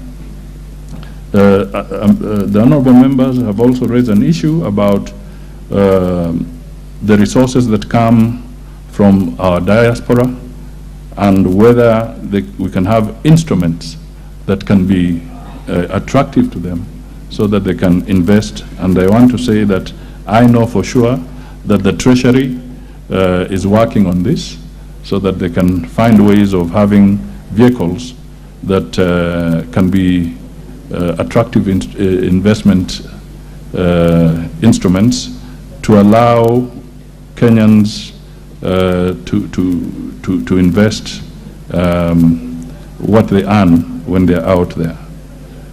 So sooner or later, I think there'll be some pronouncements coming on this in this particular area. I do not want to preempt. I think they have to be well thought out so that we assure the Kenyans that in case they put their money in that place, it is safe, it is sound, and it will grow. That is what I can say. Mr. Speaker, I think I've... Thank you. Let's take honorable members, those who want to ask questions on this. Yusuf's next question is very closely related to this. I'll still give you a chance, and I'll allow you to wander back to this as well. Yusuf, you may ask question 118. Order, Yusuf. Thank you. Makali Mulu, what's the problem? Yeah, I've just indicated. I know you asked the Prime Cabinet Secretary whether. I did ask two specific questions. I know, I'm just paraphrasing it. Yes. You asked whether the G2G arrangement is being sufficiently protected from abuse. Exactly. Yes. Right. Thank you, Mr. Speaker. Sorry, Mheshimiwa, let me try and deal with that. You have a point. Whatever we do, we must be accountable. And one of the things we want to pursue, even as government, is that normally we talk of a whole of government approach, but we also want to talk about open government approach. And in the open government approach, we want to make sure that the framework that we enter into, we shall be open. And in my statement, I have indeed said that the agreements that have been signed, I've even given the examples of those agreements, and I am confident that through the Ministry of Energy, at an appropriate time, further elaboration can be made on this. Thank you. Yusuf? Thank you, Mr. Speaker. My second question is number 118/2023.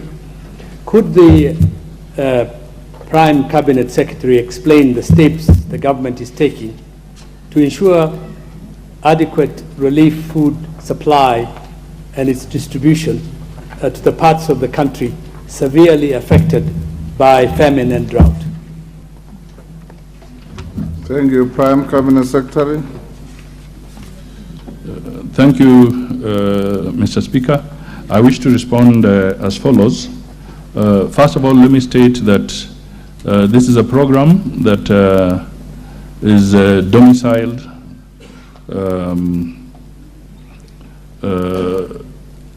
within the Ministry of the East African Community and the ASALs. And they have been doing a good job, Mr. Speaker. But for purposes of record, I just wish to highlight the following statistics. One, the current drought is ravaging many parts of the country, and it has affected approximately 4.4 million people in the ASALs, and a further 500,000 in 9 non-traditional ASAL regions. And in my statement, I have again tabulated these counties that have been hit. There are 23 and an additional 9 which are on the borderline. They're not exactly ASAL, but they've been hit.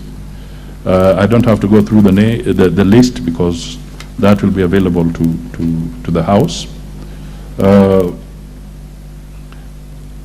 At the same time, Mr. Speaker,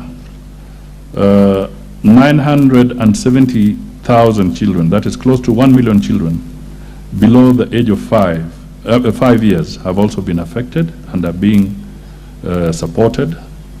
And we also have about 142,000 expectant and lactating mothers who have also gone through a very difficult time during this period. We have lost more than 2.5 million livestock in different counties. This season, we are beginning to see some good rains. We hope that it will last, so that we can start the process of recovery. But the worst affected counties are actually Marsabit, Garissa, Isiolo, Mandera, Tana River, Samburu, Turkana, and Narok. And in these areas, people were also displaced. First, there was the drought, and then some flash floods. It has affected quite a number of these people. Now, in collaboration with our partners, Mr. Speaker, since July 2022, the government has spent more than 19 billion shillings to cushion lives and livelihoods of affected Kenyans. And these interventions are in terms of relief food, relief cash transfers, support to school feeding programs, cash transfers under the Hunger Safety Net program, water tracking, and livestock offtake. Cumulatively about 19 billion shillings. Mr. Speaker, I also want to acknowledge that county governments have complemented the efforts of the national government. They have been supporting in all these areas that we're talking about, food assistance, livestock feeds, and so forth, and tracking of water facilities. And indeed, we need to acknowledge and commend the county governments for their role in also battling with the drought situation. Mr. Speaker, we also estimate that jointly with development partners, that development partners, the UN agencies, NGOs, and other non-state actors have also plugged in approximately 48 billion shillings to support drought relief across the counties that have been affected. Again, Mr. Speaker, I will table the details rather than belaboring the House by reading one after the other, but the document will be available so that we share this information with members of Parliament. There's also been the private sector-led National Steering Committee on Drought Response. This particular committee has distributed about 163,000 food hampers worth 450 million to approximately 978,000 Kenyans under the initiative that is dubbed Wakenya Tulindane initiative. Other steps the government has taken to ensure relief supplies reach to as many people as possible include, as I said, collaboration with county governments and development partners to scale up relief and humanitarian responses, to save lives, alleviate suffering, and bring dignity to the affected parties. We want to enhance the coordination of this drought response efforts to ensure relief supplies reach as many people as possible in the last mile. We are also working to make sure that peace and security is maintained, because it is necessary that for these efforts to succeed, we must support communities in the promotion of peace and ensuring security. We are going to continue putting emphasis on support for women empowerment across the board, education for the youth and their empowerment, and then we have mitigation effects of climate change across the country, and there'll be tables attached to help. Mr. Speaker, it's also important to note that the President announced a very ambitious program that in the next 10 years we can turn a lot of the effects of drought around if we can successfully plant 15 billion trees over a 10-year period, so that we can start reversing the impact of climate change and the drought that goes with it. I think I'll stop there. Yusuf? Thank you, Mr. Speaker. I very much appreciate the Prime Cabinet Secretary's presentation, giving us a picture of the distribution and the assistance that the government is providing to communities that have been affected by the drought and the famine. However, I note that Nairobi, with one of the largest population suffering from poverty, is completely left out of the relief distribution, food distribution. And as you know, Mr. Speaker, there are pockets of abject poverty and increasing hunger exacerbated by high unemployment in our informal settlements in our capital city. These communities that are affected by hunger have no any safety nets and often fall through the cracks. So what measures is the government taking to ensure that these neglected and disadvantaged communities in neighborhoods such as mine in Kamkunji are assisted and supported through this difficult period? Thank you, Yusuf. Kamket?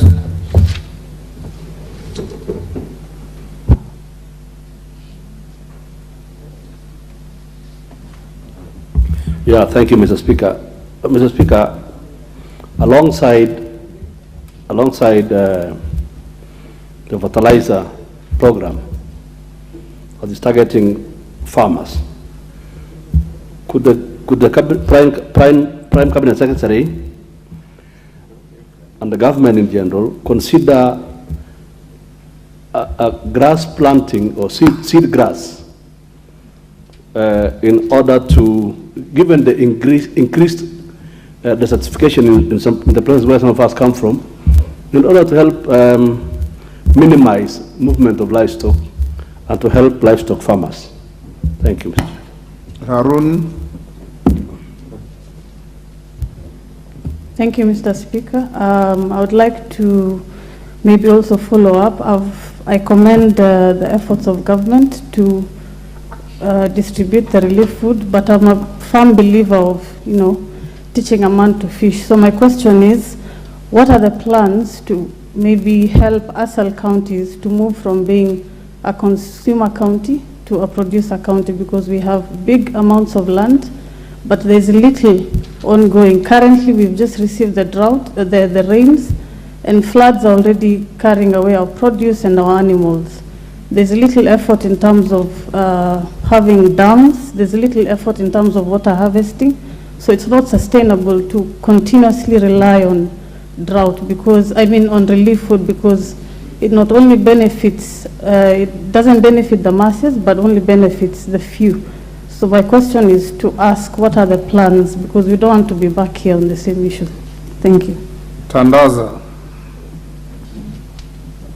Honorable Tandaza. Thank you, Mr. Speaker. I take this opportunity to thank the Prime Cabinet Secretary for his elaborate answers on the various questions raised. Mine is about the depreciation of the Kenyan shilling against our neighboring countries. While it is clear that the government-to-government initiatives with the fuel importation could ease the depreciation against the dollar, we are facing a serious challenge with our neighboring countries like Tanzania, which I border, whereby a time like this last year, the Kenyan shilling was exchanging at 23 Tanzanian shillings were exchanging at 1 Kenyan shillings, and now it has gone down to 15 Kenyan shillings. And we rely on cross-border business for the hustlers, for the low people down there. What is the government doing to cushion the depreciation of the Kenyan shilling against our neighbors? Thank you, Mr. Speaker. Karole Omondi.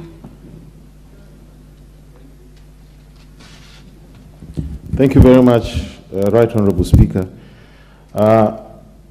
it seems to me that a lot of decisions made by the previous administration in terms of loan procurement for infrastructure development and other initiatives are the cause of the current crisis. And it would seem that a lot of these decisions were made not for the public good, but it seems for private gain, what in common parlance we call the state capture. I would like to know from the Prime Cabinet Secretary how the administration, current administration, is planning to unwind transactions that have created very serious negative impacts in the economy, whether at the level of exchange rate, the levels of interest rates, or the level of inflation. Whether they are going to do a serious economic inquiry to try and unwind the negative effects of state capture in our economy as a long-term structural adjustment program. Thank you very much, Mr. Speaker. Majority Leader. Thank you, Honorable Speaker. Honorable Speaker, as the Prime Cabinet Secretary had said, we have experienced the worst drought in almost 40 years and the lowest harvest of maize in the last 10 years. Honorable Speaker, as much as we appreciate what the Prime Cabinet Secretary has said in his statement, that there are what he has called non-traditional ASAL counties, including Kiambu County, that has benefited from relief food, at least during this drought season. Honorable Speaker, I would want to hear from the Prime Cabinet Secretary what government is doing, because other than the non-traditional ASAL counties, there are also urban areas like Nairobi and other major urban centers where slum dwellers, also because of the effects of drought and the high cost of living, are not able to access food. What measures government is taking to at least ensure that these relief efforts also reach the people in slum areas. Honorable Speaker, maybe in an unrelated matter, if the Prime Cabinet Secretary could also appraise the nation on what government is doing to check the proliferation of gangs. And I know this may be more to interior, but this afternoon we have witnessed the former president lead a gang of goons to take over an office.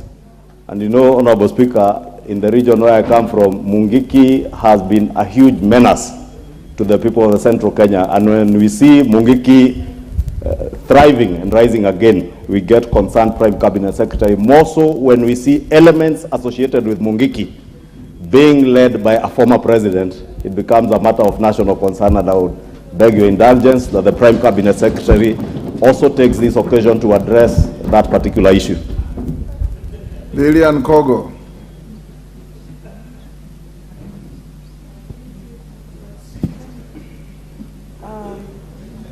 In light of the Use the next one. Thank you very much, Honorable Speaker. In light of the explanations that have been given by the Prime Cabinet Secretary on diverse issues that have contributed to high cost of living in terms of basic commodities that we need as Kenyans to live. Among other things, he said that we have exchequer delays, and then we have pending bills. He put up forward a number of things that have led to this. And pending bills come as a result of not honoring processes that have been procured in the right manner. But as it were, Honorable Speaker, we still continue to see exchequer delays, Honorable Speaker. So I would want to find out from the Prime Cabinet Secretary, when are we going to have a cessation of exchequer delays? When are we going to have disbursement of funds? Like, as it were, even the basic money that we require as members of parliament, the NGCDF, there are delays from the exchequer. I thank you, Honorable Speaker. Kombe. Harrison Kombe. Thank you, Honorable Speaker, for this opportunity. Mr. Speaker, before I ask my question, there are no preliminaries to questions. Just ask your question. That's It's the not- opportunity I've given you. Okay, Mr. Speaker, when the demand is high and the supply is low, the prices definitely go up. What plans does the government have to provide farmers in this country with boreholes fitted with solar panels to facilitate irrigation activities in ASAL areas such as Magarini constituents, Ganze, Kilifi, and other parts of the country? Thank you. Thank you. Omboko Milemba.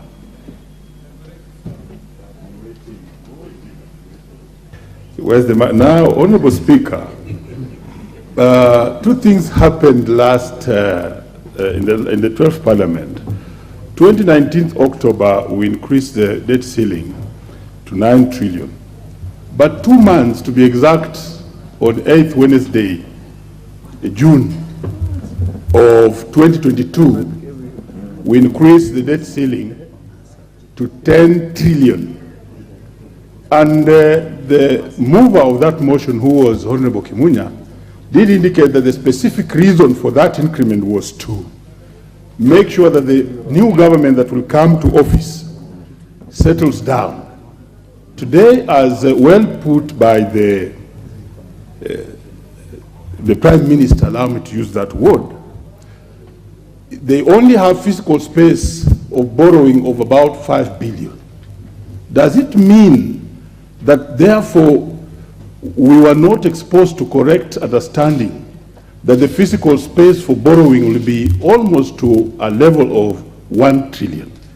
And furthermore, Honorable Speaker, one question. This is very interesting, Honorable Speaker, that the interest rates which are consuming the highest recurrent expenditure charged on CFS, 70% of it is from internal borrowing. What is the government doing, the Prime Cabinet Secretary doing, from an economic point of view, to make sure that that local borrowing is managed? Thank you, Honorable Speaker. Dagoretti South, KJ. Thank you very much, Mr. Speaker. And I would like to thank His Earthquakeness, the Prime CS, for quite some elaborate answers this afternoon, and also in the same breath thank the Honorable Member for Kamkunji for the questions. Mr. Speaker, if what the Prime CS is telling us is applied and executed well, I think the short-term needs shall be well satisfied.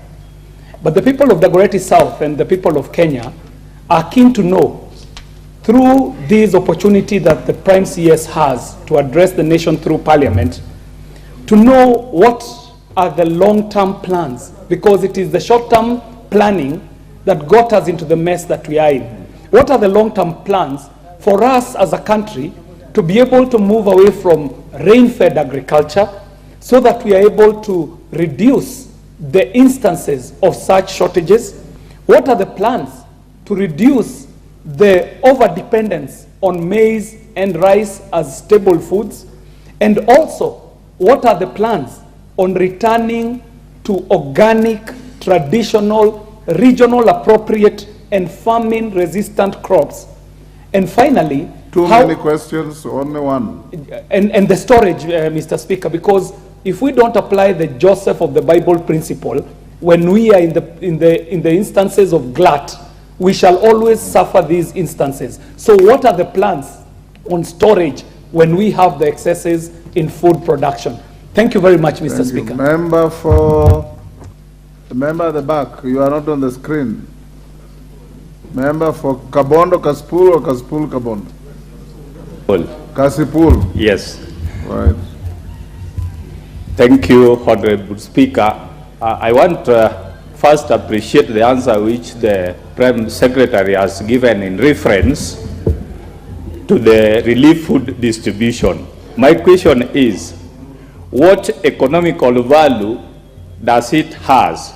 By giving an example, 2 weeks back, the relief food was distributed in my constituency in Kasipul with a combination of all the entire security in the Homa Bay coming to the constituency and all political rejects led by the cabinet secretary for ICT with the 2 choppers coming all round to the same constituency. Order, member for so Kasipul, my question... Order, member for Kasipul, you will not use question time to besmirch others.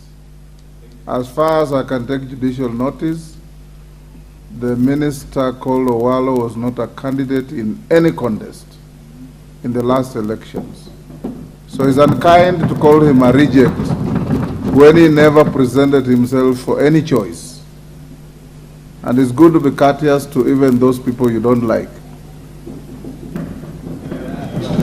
Thank you, Honorable Speaker.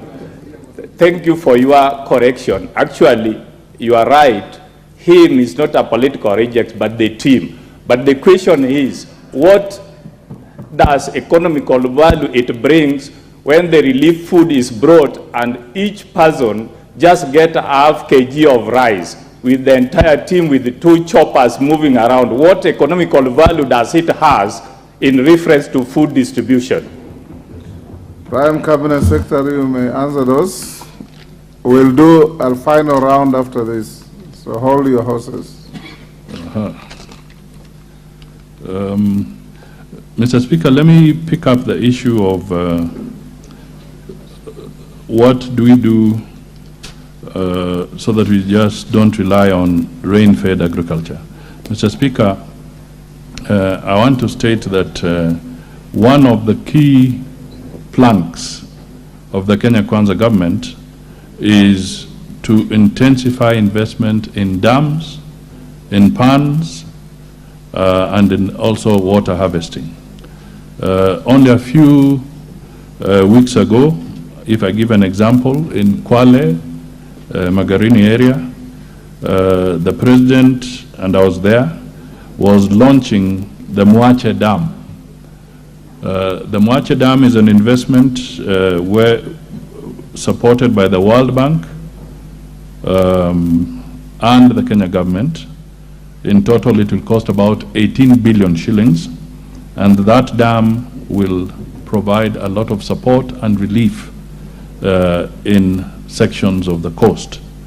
Over and above this, the government is making efforts to have dams in many other parts of the country, and recently, in collaboration with the Italian government, for instance, there is now great hope that the Itare Dam will be revived, and I think the Aror Dam will also come up. We also know that not too long ago, when the president was in Egypt for the COP27, he had a conversation with the British Prime Minister, Sunak, and I think there is a proposal that things going well and all being equal, there could be a major investment in the Grand Falls Dam in Tana River, which would go a long way in alleviating the challenges of drought and flooding in that region. So I've just given a few examples, but under the Ministry of Water and Irrigation, there are very many programs to support this, because it is clear that we cannot continue to rely on rain-fed agriculture. Mr. Speaker, I just want to reiterate that the impact of the shilling, we peg our shilling to the dollar most of the time. And I did acknowledge in my remarks that the shilling has taken a beating, and I gave the factors that led to that depreciation. But efforts are now being put in place to stabilize For example, the G2G program, which will ease pressure in the short term on the shilling. I've also indicated that the Treasury is deeply engaged with our development partners, and we anticipate that in the next few weeks or months we could also benefit from some inflows of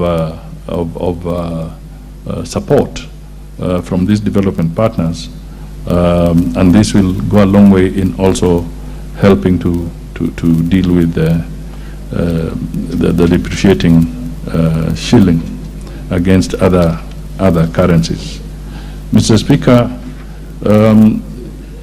the issue of the urban areas, Nairobi and other urban areas, it is true that the investment programs that the government must undertake going into the future must focus on the urban, because it is projected that about by maybe 2050 or even earlier, 2034 or even earlier, we could have as much as 60 to 70% of our population living in the urban areas.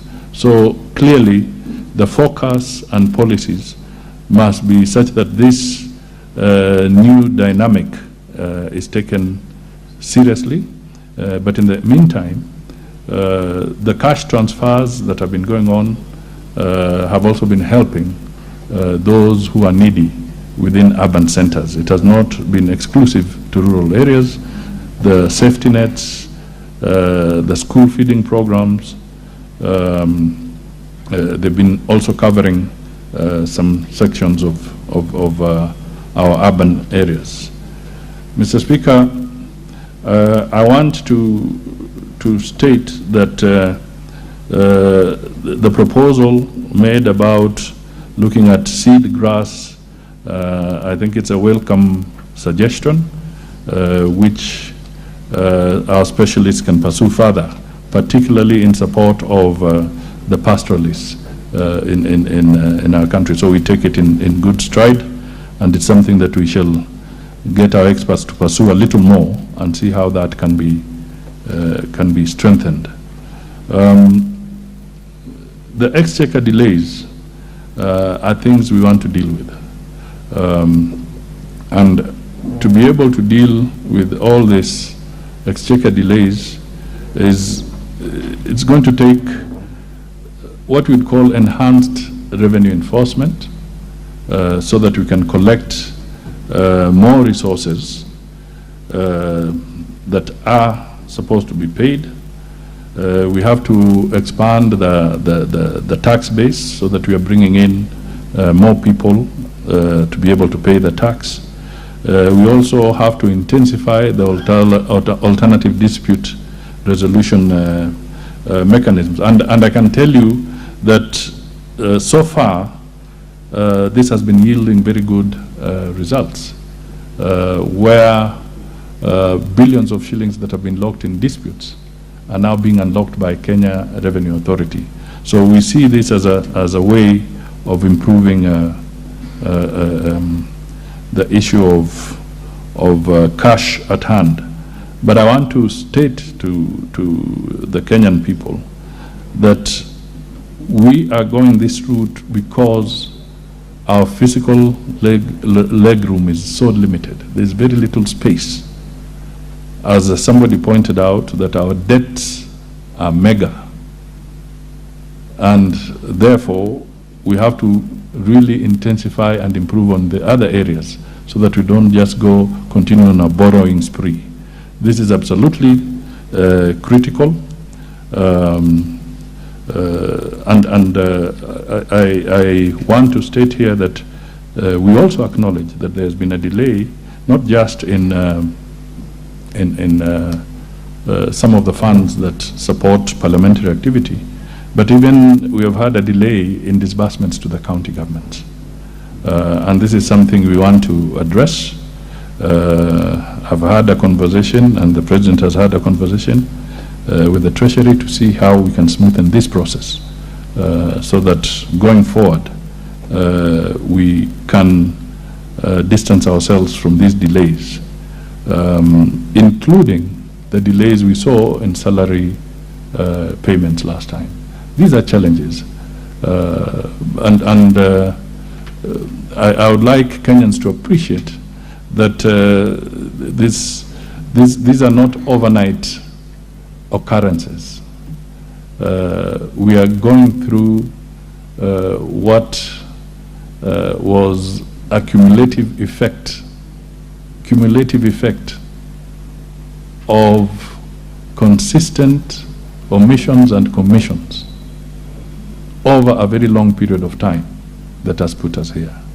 And without really apportioning blame, because now we are the ones who are elected, and it is our duty to get us out of the hole. We also have to say that along the way, accountability will have to come to play. Accountability will come into play. Mr. Speaker,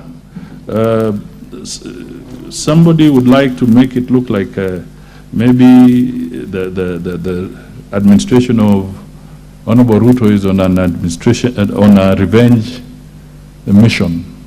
But the fact of the matter is that we cannot stop the reports of the Auditor General. They are going to come to this House. And those reports, knowing how the Auditor General Office operates, those reports are going to be very accurate and they'll pinpoint, and the House will have to deal with the Auditor General's reports, and those who think that they may have gotten away scot-free on this mission should know that you are waiting for them down the line when you receive the Auditor General's reports. I think this is a message that all of us need to be alive to. So it is not a personal agenda, nor a personal vendetta against anybody. Parliament has got a broad mandate, Mr. Speaker. So if Parliament looks at those reports and sees it fit to commission or to order for an inquiry into any of those transactions, then the government of the day will have no option but to abide by the resolution of Parliament. So, in response to the issue of state capture, if the members feel that there should be an inquiry into state capture, who are we to go against a resolution of Parliament when it comes?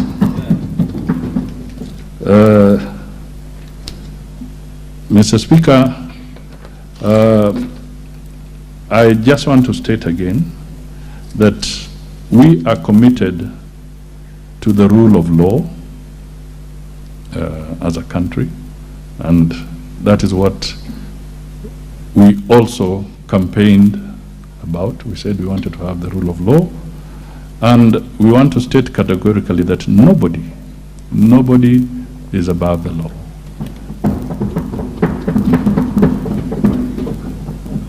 And even if there's the kind of provocation that we can see in certain quarters, we will still observe the rule of law while at the same time exercising restraints from aspects of being seen or even being vindictive. It is not the intention of this government to be vindictive. But I think it is equally important that provocation be put aside so that we can move ahead as a country. We should not destroy anybody's property. We should not engage in handling illegal arms. This is something that will be taken up seriously by the law enforcement authorities. If we want to turn this economy around and we want to get investors here, we must move on. Let us move away from the temptation to imagine that we can have elements who want to provoke a situation where the government is seen either to be ineffective or is being seen to be vindictive. That is not the agenda. We want to focus on uniting the country and bringing people together and making sure that we can turn the economy around so that all these pressures that we are facing in terms of the cost of living, in terms of the difficulty and the challenges can be put behind us. We all want to see this country grow, jobs to be created. And our program on the Kenya Kwanza mission is very clear. We want to deal with the housing programs, we want to create jobs, we want to bring in foreign direct investment, we also want to grow local investment. And Mr. Speaker, we can only do that if we have sound policies. And at this point, of course, more of them will come up when the Cabinet Secretary for Treasury will be making his remarks in a few weeks' time. Asante. Members, can we stop here? Yes. Let me give the last 5. There are those who have consistently raised their hands. Lindgiri, you had a bite already. Let's give room to others. Member behind you. Is that Lotte or who? A member for Kagema. Okay. Yes. Okay, thank you, Mr. Speaker. Mine is on exchequer release, mostly to the counties. Mr. Speaker, I remember between 2007 and 2013, the Prime Cabinet Secretary was the Minister for Local Government, and he gave a directive that all local authorities by 2013 to clear all pending bills. Mr. Speaker, by 2013, I think the Prime Cabinet Secretary can bear me witness that all the local authorities had managed to clear all the pending bills, and some local authorities like Thika County Council, they had a surplus in their accounts when the new counties were coming in. Mr. Speaker, my question is, for the few days there was a delay in exchequer release. All the county governments cannot be able to pay their staff. Mr. Speaker, if you check the first 2013-2014 budget, they accumulated the local authorities, the budgets for local authorities in a county. Like in Murang'a County, the cumulative was around 1.5 billion. If you check, that was the budget estimate for the first financial year, that's 2013-2014. Mr. Speaker, the budget for 2020-2021 for Murang'a County was 500 million. 1 billion already has just vanished. Mr. Speaker, what I want to say, the national government is doing all efforts to make sure they manage in revenue collection. The county government are doing very little on revenue collection. Mr. Speaker, we can't have a government that's doing nothing on revenue collection.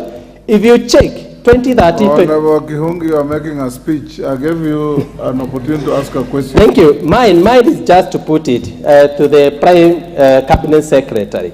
I wish this, he can come up with a device to manage how these local authorities are managing their revenue collection. Mr. Speaker. Thank you. Your point is made. Honorable Muliungi. Yes, Honorable Member for Kaspul Kabondo. Thank you. What is your point of order? Correction, I'm a member of Parliament for Kasipul. Kasipul. Yes, Honorable Speaker. Thank you. I raised a question of economical value in food distribution. Why for two relief. helicopters? I heard you. Why 2 helicopters come to distribute food? Yeah, but I've not received... answer when he gets the next round. Okay. You don't have to repeat. Okay, thank you. Christine Ombaka. I had given to Muliungi, sorry, Christine. Yes. Let Honorable Muliungi ask first. I had given him Then I'll come to you. Honorable Mulyungi, Kitui, is it Kitui Central? He's not there. Who is the member whose hand is up? I thought, Oh, Basil. Oh, you look like Mulyungi from afar. Yeah, Okay. thank you, Speaker. My question to the Prime Cabinet Secretary is what is the government doing to attract investors, generate employment opportunities, and open the economy? Thank you. Christine Ombaka. Thank you, Mr. Speaker. Mine is about cheap housing that I learned, which was part of news in two days ago. There was news on cheap housing, and they went on to say that the government is planning to construct cheap houses and that the civil servants will be taxed to raise funds to construct those houses. I'm wondering how possible that will be with this project when Kenyans are so poor, salaries are so low, and life is very expensive. Will you tax Kenyans again to raise funds to construct these houses? Is it practical? Can the government postpone this project for the time being and come up with it much later? The situation is dire. It's too expensive for Kenyans to be taxed once more, especially for the cheap housing that they're talking about. Member for Garissa Township. Who is calling for a point of order? Yes. Yes, Honorable Rindikiri. I hope it's not a guise for asking a question. No. The mic. The mic is next to you. Yeah. Yeah, Mr. Speaker, it is not good for the honorable member to issue a statement that has no fact, is not factual. There is no taxation in the housing fund contributions. I want to make that contribution. I'm the vice chair of the housing committee, and there is nothing like taxation. If there is any, it will be brought to this parliament. So as where I'm stand, there is nothing like taxation. That's a long information. Member for Garissa Town, Christine Ombaka, is only this house you belong to that can sanction taxation, so be alert if it comes, fight it. Otherwise, nobody can tax anybody without your approval. Thank you, Mr. Speaker. The government has negotiated for a government-to-government fuel supply from the Middle East and given them a credit facility of 6 months. And I would like to ask the Chief Cabinet Secretary whether the same facility can be passed to oil marketers, considering that the government has not been able to reimburse almost 55 billion shillings in fuel subsidy for the last 1 year. Thank you. Jane Kihara.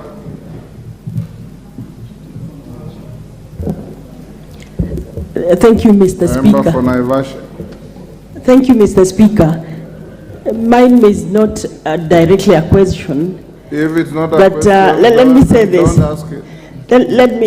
I need to request the Prime Cabinet Secretary to meet a group of small millers, Mr. Speaker, considering that everybody is working hard to bring the price of unga down. Small millers organization, because the minister responsible is understandably very busy, and they think they have a solution to this problem, whether I would be willing to meet them, Mr. Speaker. Thank you. Minister, you can answer those 5, and we'll... Freddy Kana, you'll ask another day.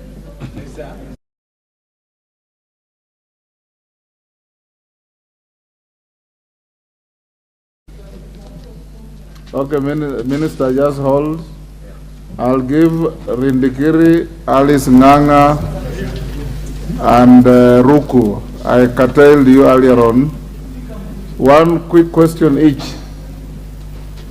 Give Rindikiri, and I hope it's an important... Yeah, thank you, Mr. Speaker. Sorry for being persistent, but you remember 2 months ago, I did ask a question on the determination of arid and semi-arid land program for the counties which are not in the program.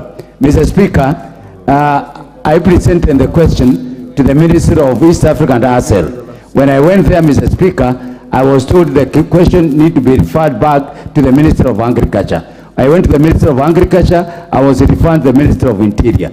I went to the Minister of Interior, I was referred to the Ministry of Education. Mr. Speaker, as I'm talking to you now, there are people from Commission of Revenue Allocation in Meru. They are doing determination on the same. So the question is, from where I sit, we know we have a PS in charge of this parliament. We want to know which organization, which ministry, or which agency that deals with the determination and classification of arid and semi-arid land programs for the areas specifically which are not known and which have been affected by the new development in the climate change. Thank you, Mr. Speaker. Alice Nganga. Thank you, Mr. Speaker. First, I want to thank the Prime Cabinet Secretary for the responses he has given us today. Mine is simple, whether he's aware of the criteria they are using to distribute the food relief in some urban areas, because we can hear from one constituency they received food, the other constituency they have not received food, and why the cabinet secretaries and principal secretaries are going to constituencies without involving elected leaders when they are there. And I also did not hear the answer that you gave on the rising of the Mongeke and being accompanied by their new formed leadership. Would want to know the response to those questions. Thank you very much. Ruku. Thank you, Mr. Speaker. Studies across the world, Mr. Speaker, has proved that investment in education can never be abandoned to national budgets. What has the government done as far as the junior secondary school is concerned in relation to ensuring their repositories, their workshop? The first term of the junior secondary education, Mr. Speaker, has been a scam. Honorable Ruko, and you being unfair to the minister? He's here answering questions that are so clear and pointed. Now you are veering into education. He will just tell you he'll inform the minister to come and answer. He's the Prime Cabinet Secretary, Mr. Speaker, and okay, go ahead. He's in charge of all these ministries. Go ahead, go ahead. Although the rules of relevance will be enforced in future. Mr. Speaker, I wanted to know from the Prime Cabinet Secretary the effort to ensure the junior secondary education is in line. Otherwise, we may lose a generation. Thank you, Mr. Speaker. Thank you, Ruku. Last, Mr. Onchoke. You'll be the very last one, Onchoke. Thank you, Mr. Speaker, for the opportunity. The Prime Cabinet Secretary, in his answer earlier, attributed the current situation, economic situation, to a huge public debt. And part of it he attributed to the state corporations. I'm just wondering if it could be explained what the government is doing to control debts emanating from the state corporations, because most of the time they are forgotten. Thank you, Mr. Speaker. Prime Cabinet, you can answer those 9 and we'll close there.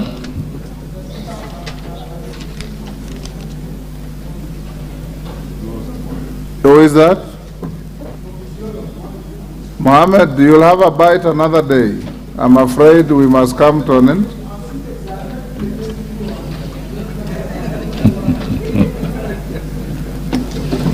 Minister, let's take the member for Isiolo. Okay. Yes. Mheshimiwa, take an opportunity. Ask your question, please. Thank you. There's one next to you. Thank you, Mr. Speaker. Thank you. I was directly always. That you have already said. Okay, Now, I will. Now you are seeing me. Thank you.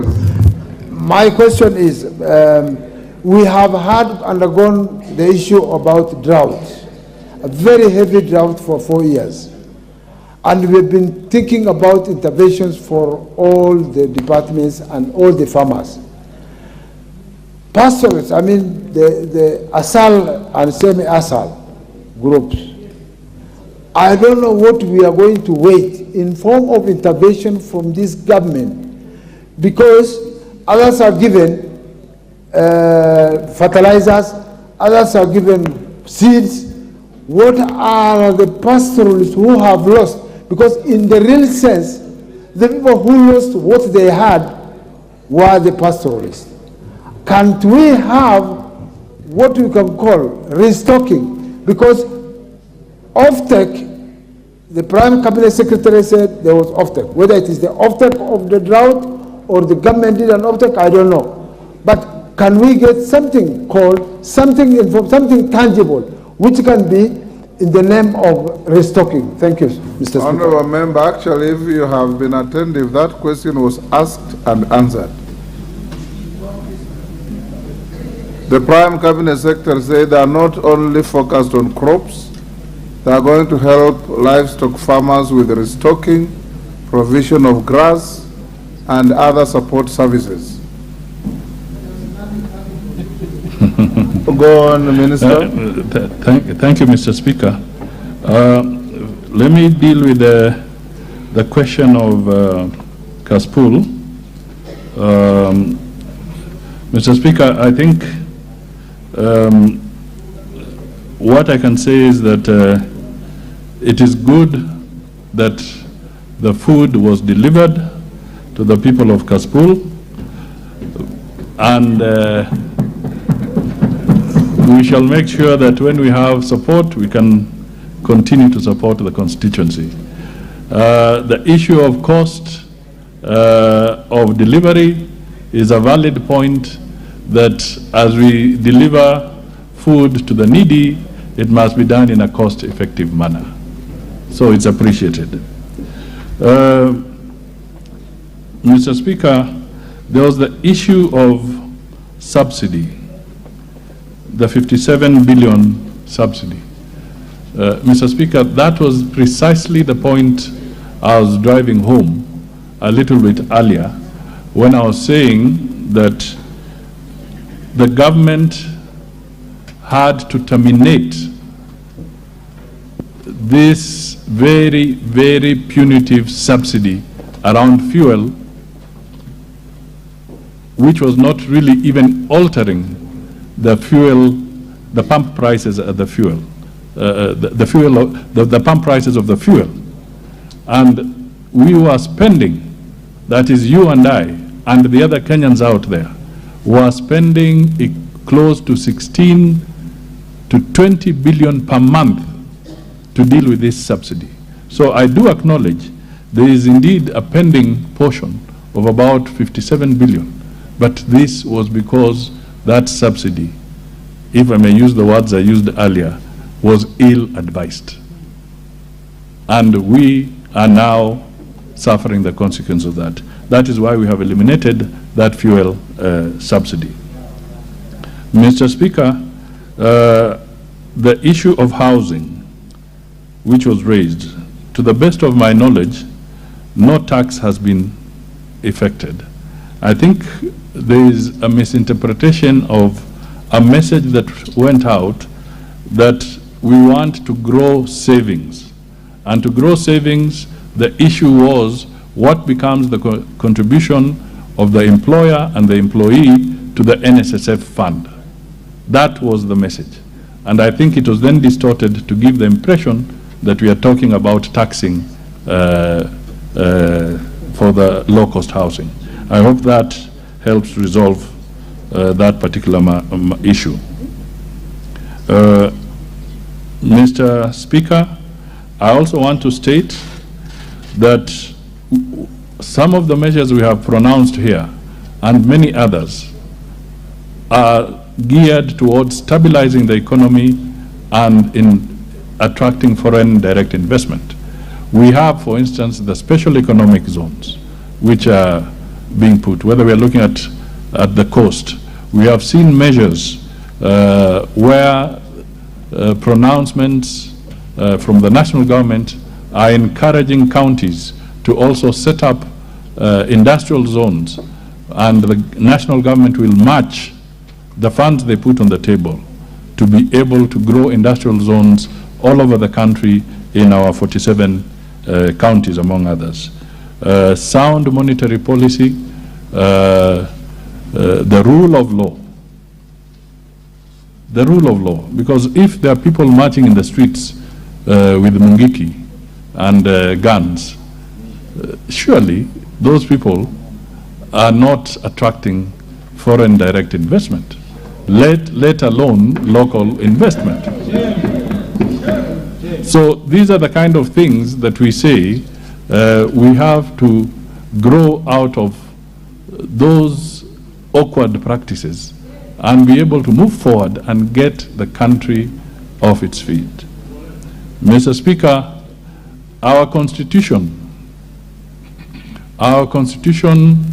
is very clear that when a government is elected, you have an opportunity, that is a president, you have an opportunity to serve your first 5 years, and if the people are comfortable, they'll elect you for the next 5 years. Mr. Speaker, in the wisdom of this country, Kenyans have embedded that, and it cannot be changed. So we must make it very clear that it is not possible for anybody to have a second bite at the cherry. We now must move forward, going ahead. Mr. Speaker, I would want to say that there is no Kenyan maize being grown in Zambia.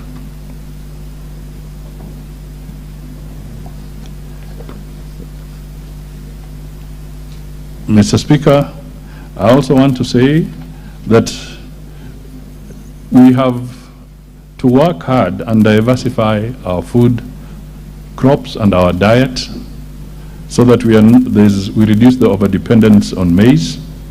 And this is absolutely essential.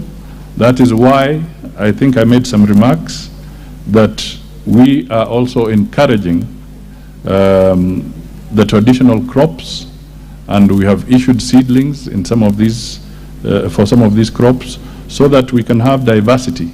And when we have a challenge with maize, Kenyans cannot starve, but they can also use alternative food crops. Mr. Speaker, the question of determining who qualifies for support under the ASAL programs, there are very many criteria that are usually deployed. Mr. Speaker, we have experts who are able to assess the situation, and there are many criteria. How easy is the availability of food? We also work with the international partners to determine early warning systems.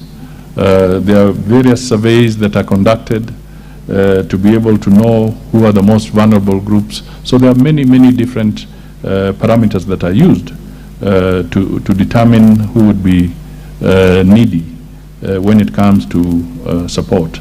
And that is why that support is targeted. It's not for everybody, because it's not practical to have everybody on, say, cash transfers. We have to then identify specifically who would be a beneficiary of that.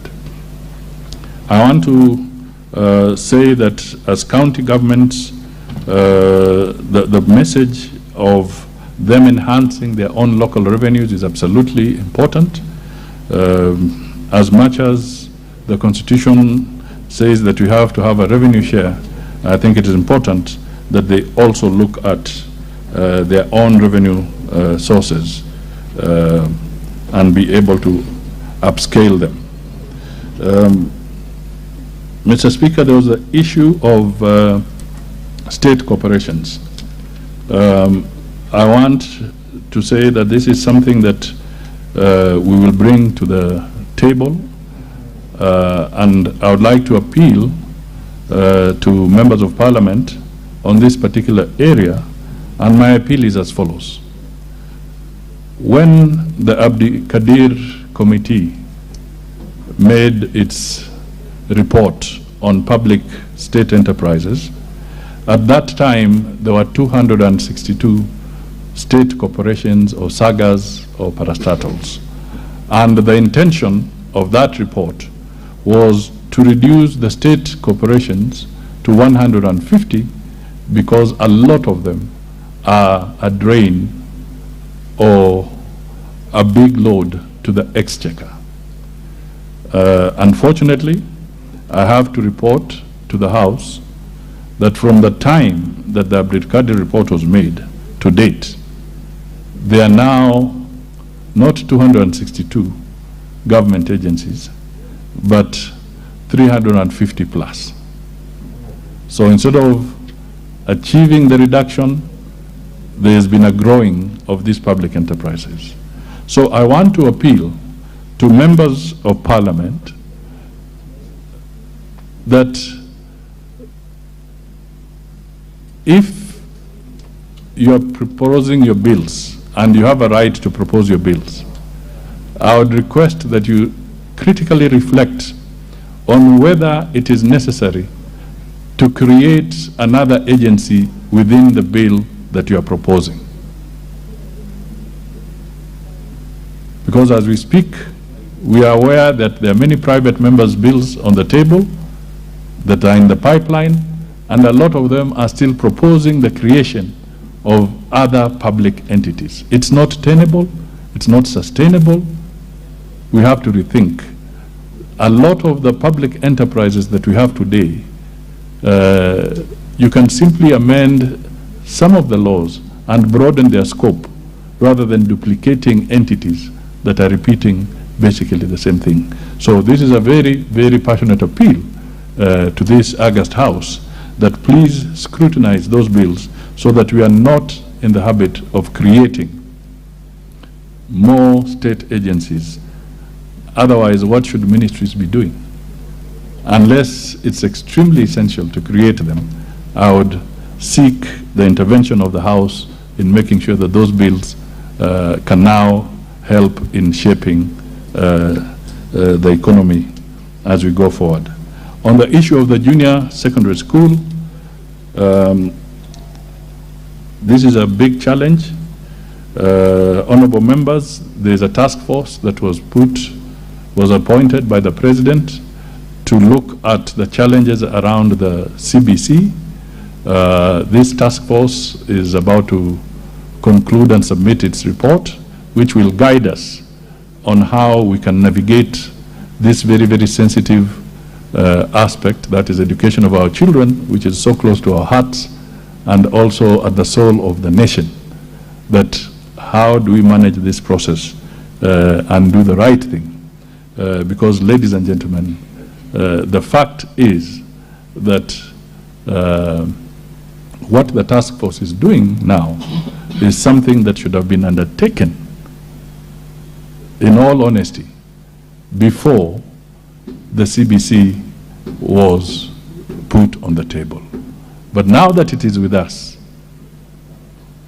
we cannot afford to cause any more disruptions in the lives of our children, especially as far as education is concerned. So we can only seek your indulgence that let the report of the task force come through, and through it let us have guided and well thought out policies on how to move forward with this particular program. Mr. Speaker, on the issue of public debt and interest, I just wish to reiterate that it is a challenge. We have to continue working on it. There will be many proposals that will come on the table, but I do not want to preempt.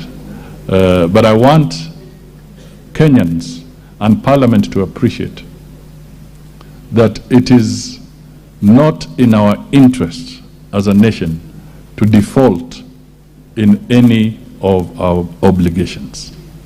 They are sovereign obligations. We have no intentions of defaulting. We do not want to default, but we will have to take very tough measures along the way as we move forward. And if the alternative comes to the stage where we may have to either have a conversation with some of our creditors, we shall do so in a transparent manner, in an open manner, and in a manner that will be able to be beneficial to help us ease the very stiff physical condition that we have been talking about. Mr. Speaker, I think I've fairly exhausted a number of the issues. Yes, member for Garissa Town. I think there's the issue of meeting the small millers. And yes, the message is well received. Two things, Minister. Sit down, honorable member for Garissa Town. There are two things, the small millers that Jane Kihara is asking for you to meet, and the member for Garissa Town is asking whether the benefits of G2G fuel arrangement can be cascaded downstream to downstream players. Take your seat, honorable member. I have paraphrased your question. I think I've dealt with the United, the small millers, that it's an issue we'll take up so that we can have the conversation with them. The G2G is supposed to benefit everybody, including the small downstream traders. It is not supposed to be confined to a few people. That is what we were running away from with those other subsidies. So it is something I will definitely take up with the Ministry of Energy. Thank you. Thank you, Minister. Honorable members, we must thank the Honorable Member for Kamkunji for bringing these two very important questions that have captivated the House this afternoon with close to 40 supplementary questions to his two questions, cross-cutting and covering across the country. Well done, Yusuf, and the Prime Cabinet Secretary. Thank you for answering the questions clearly and candidly. You are now released to go back to your other assignments. Thank you. Thank you, Mr. Speaker.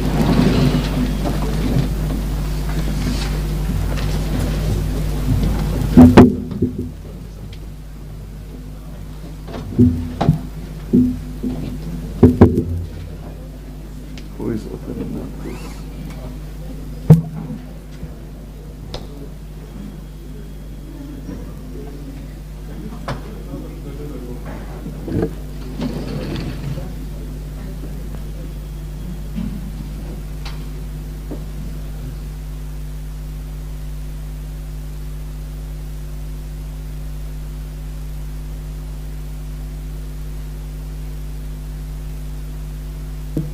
Next order.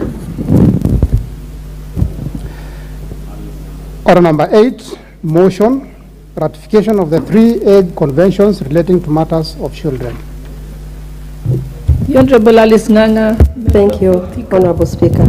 I beg to move the following motion on the ratification of 3 Hague conventions relating to matters of children. And now I move that the House adopt the report of the Departmental Committee on Social Protection on its consideration of the ratification of the Hague Convention on Civil Aspect of International Child Abduction, the Hague Convention on Jurisdiction, applicable law, recognition, enforcement, and cooperation in respect of parental responsibilities and measures of the protection of children, and the Hague Convention of International Recovery of Children Support, another form of family maintenance, read on the table of the House on Tuesday, 25th April 2023, and pursuant to the provision of Section 8.4 of the Treaty making the Ratification Act 2012, approve the ratification of the following Hague Convention. 1. Civil aspect of international child abduction. 2. Jurisdiction, applicable law, recognition, enforcement, and cooperation in respect of parental responsibility and measure for protection of children. And 3, international recovery of children's support, another form of family maintenance. Honorable Speaker, the 3 conventions were referred to the Departmental Committee on Social Protection for consideration in accordance with the treaty making and ratification of Act 2012 and Standing Order 170A. After that, Honorable Speaker, we gazetted the 3 treaties on media on 5th of 2023, inviting the public to come and submit their memoranda on the 3 conventions. Honorable Speaker, on 30th March 2023, it was the deadline for the submission, and after that, we did not receive anything related to the 3 conventions. On Friday, 14th April 2023, we met with the Principal Secretary, Ministry of Labor and Social Protection, the Registrar of Treaties, Minister for Foreign Affairs and Diaspora, and other offices of the Attorney General, and we discussed these treaties at length. In this regard, in the respect of the Hague Convention on the civil aspect of international child abduction, the committee observed that the convention sought to protect children from harmful effect of international abduction by encouraging prompt return of the abducted children to their country of habitual residence, and to organize and secure effective right of access to a child. Honorable Speaker, further in respect to the Hague Convention on Jurisdiction, applicable law, recognition and enforcement, and cooperation in the respect of parental responsibility and measures for the protection of children, the committee observed that the convention sought to empower competent authorities to protect children and to cooperate in a wide range of cross-border situations, offering to states practical means to fulfill international obligations arising from the UN Nation Convention on the Rights of the Children. Honorable Speaker, finally, in the respect to the Hague Convention on the International Recovery of Children's Support, another form of family maintenance, the committee observed that the convention sought to ensure the effective international recovery of children support and other forms of family maintenance. In light of the foregoing and pursuant to Section 8 of the Treaty Making and Ratification Act 2012, as read together with Standing Order 170A, the committee recommends that the following House does approve the ratification of 1. The Hague Convention on the civil aspects of international child abduction, and 2.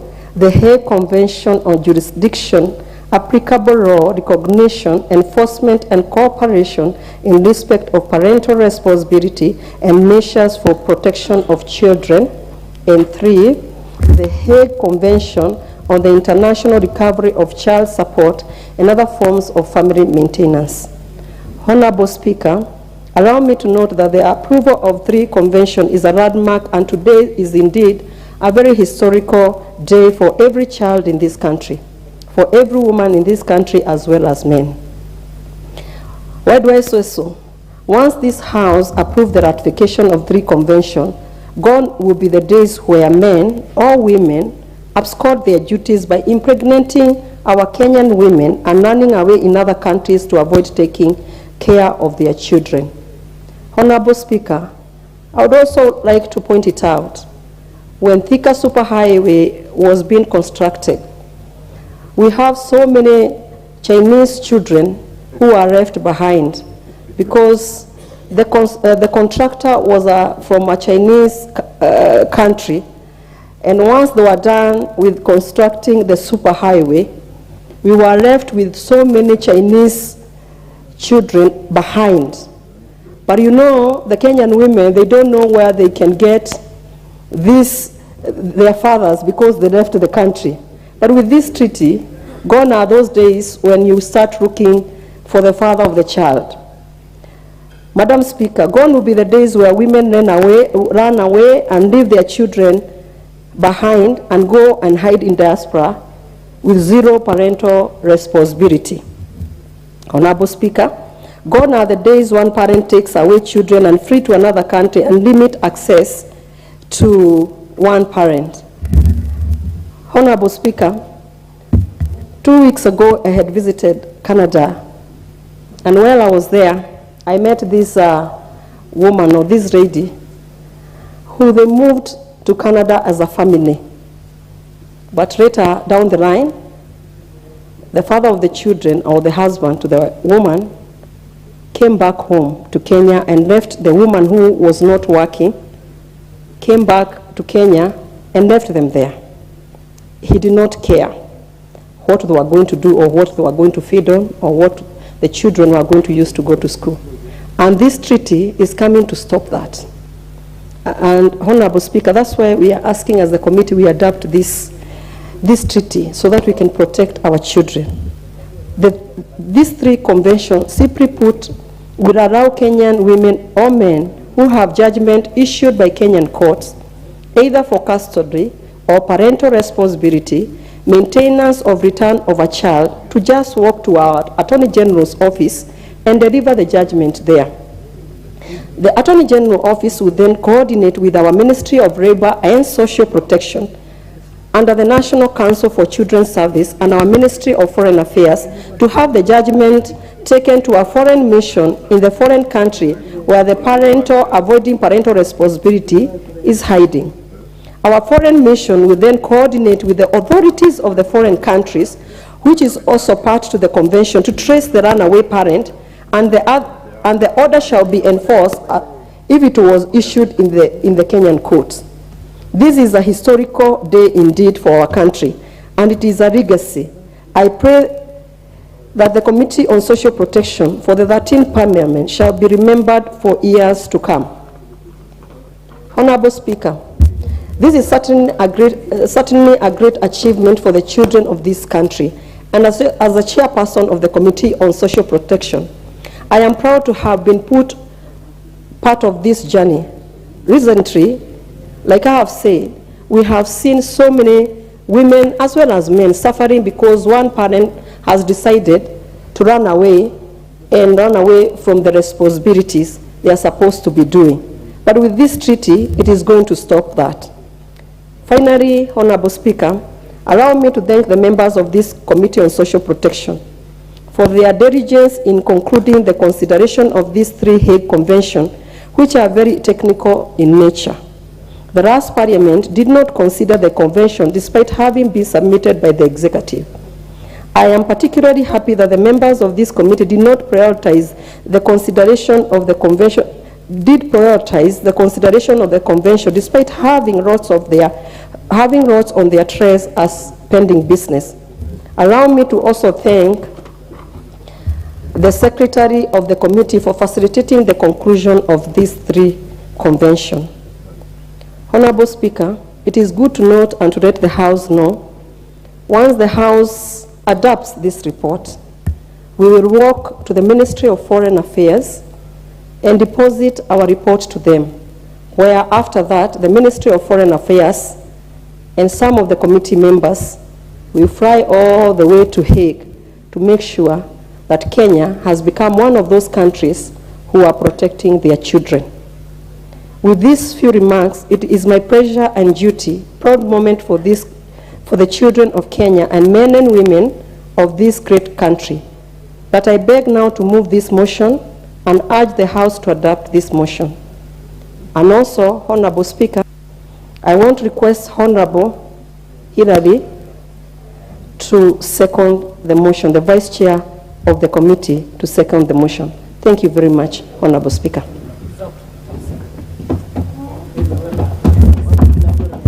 May proceed. Thank you, Madam Speaker. Madam Speaker, let me begin by saying it has been 7 years of a tedious process of trying to seek the House to adopt this report, this ratification treaty, Madam Speaker, which began in the 11th Parliament when on 22nd December 2016, the Cabinet approved a memo on the ratification, acceptance, and accession of the three conventions. The convention and their memoranda, Madam Speaker, were tabled in the National Assembly on 4th of April 2017 and then forwarded to the relevant departmental committees for review and action. The 11th Parliament, Madam Speaker, hence received the submissions for consideration pursuant to Section 8 of the Treaty Making and Ratification Act 2012 and Standing Order number 170A of this House. Madam Speaker, upon the committal, when the 11th Parliament lapsed, the 12th Parliament came in, it went without finishing this job, Madam Speaker, and when the 13th Parliament came into being, this committee on 17th January 2022 was seized on this matter, and upon the committal to the committee, Madam Speaker, the committee moved very fast to receiving submissions from relevant stakeholders and doing its report quickly, completing it on 25th April 2023. Honorable Speaker, the three conventions will be a great addition to the laws and policies of our country, and as the chair has stated, the Hague Convention on the Civil Aspects of the International Child Abduction shall protect children from harmful effects of wrongful removal or retention and ensure that prompt return to their country of habitual residence, as well as to secure protections of their rights. Secondly, Madam Speaker, with the rising cases of child abduction, the Hague Convention on Jurisdiction, applicable law, recognition, enforcement, and cooperation in respect of parental responsibility and measures for the protection of children shall ensure recognition and enforcement of decisions made by Kenyan courts relating to parental responsibility within the contracting states. Honorable Speaker,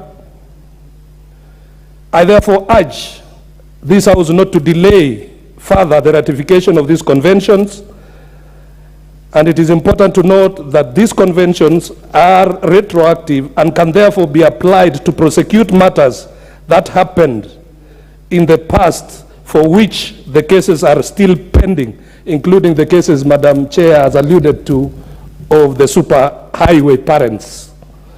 Honorable Speaker, the signing and ratification of this convention by Kenya will demonstrate Kenya's commitment to the collective action to the improved regulation of the subject matter of the convention, and this will bring positive consequences both to the country and to the other contracting states. Honorable Speaker, while I wish to pass my sincere gratitude to the members of the committee and the Secretariat who took part in the process of considering this convention, the work that went into making this process successful was immense. The teamwork and dedication is commendable, and it is my wish that the committee continues with the same spirit and momentum. Honorable Speaker, it is now my humble pleasure to second and support the recommendation of the committee as contained in its report that this House approves the ratification of 1, the Hague Convention of the Civil Aspects of International Child Abduction, 2, the Hague Convention on Jurisdiction, applicable law, recognition, enforcement, cooperation in respect of parental responsibility and measures for protection of children, and 3, the Hague Convention on the international recovery of child support and other forms of family maintenance. Madam Speaker, I beg to support. Honorable members, I now propose the question that this House adopts the report of the Departmental Committee on Social Protection on its consideration of the ratification of the Hague Convention on Civil Aspects of International Child Abduction, the Hague Convention on Jurisdiction, applicable law, and recognition, enforcement, and cooperation in respect of parental responsibility and measures for the protection of children, and also the Hague Convention on the international recovery of child support and other forms of family maintenance, laid on the table of this House on Tuesday, 25th April 2023, and pursuant to the provisions of Section 8(4) of the Treaty Making and Ratification Act of 2012, approves the ratification of the following Hague Conventions. 1. Civil aspects of international child abduction. 2. Jurisdiction, applicable law, recognition, enforcement, and cooperation in respect of parental responsibility and measures for protection of children. And 3. International recovery of child support and other forms of family maintenance. I now call upon the Honorable Member for Tharaka Nithi, Honorable Susan Duyo.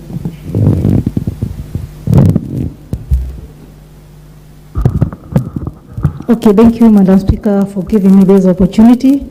First of all, Madam Speaker, I want to thank the Committee on Social Protection for finding time to meet with the various departments, especially the Ministry for Labor and Social Protection, the Office of the Attorney General, and the Ministry for Foreign Affairs and Diaspora Affairs. Madam Speaker, this ratification of the treaty, or rather the 3 conventions, have come at the right time.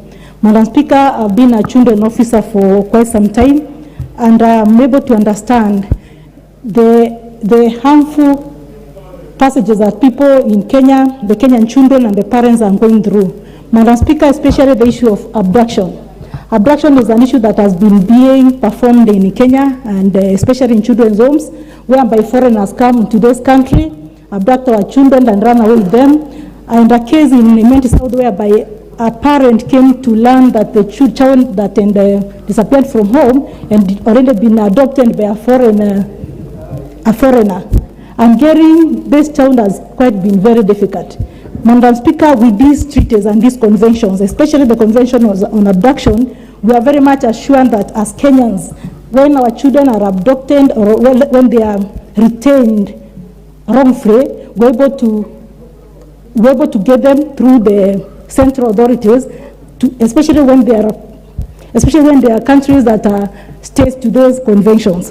Madam Speaker, look at a case whereby a foreigner has come to this country, had an affair with a Kenyan woman, impregnated the Kenyan woman, and abandoned the Kenyan woman with the children.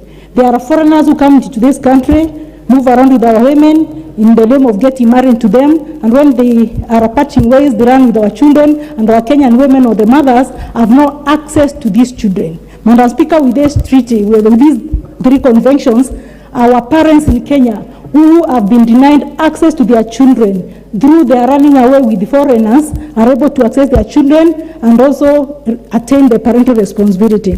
Madam Speaker, with people who have been misusing our girls, people who have been sexually abusing our girls, moving around with them, impregnating them and running away and escaping the parental responsibilities. Madam Speaker, we are very much now assured that with these treaties, our children will always access parental responsibilities because with central authorities whereby we can claim and complain and be sure that our children are going to be taken care of. Even the issue of custody, Madam Speaker, we know that a young child or a child that is less than 8 years or 10 years belongs to the mother at the first instant.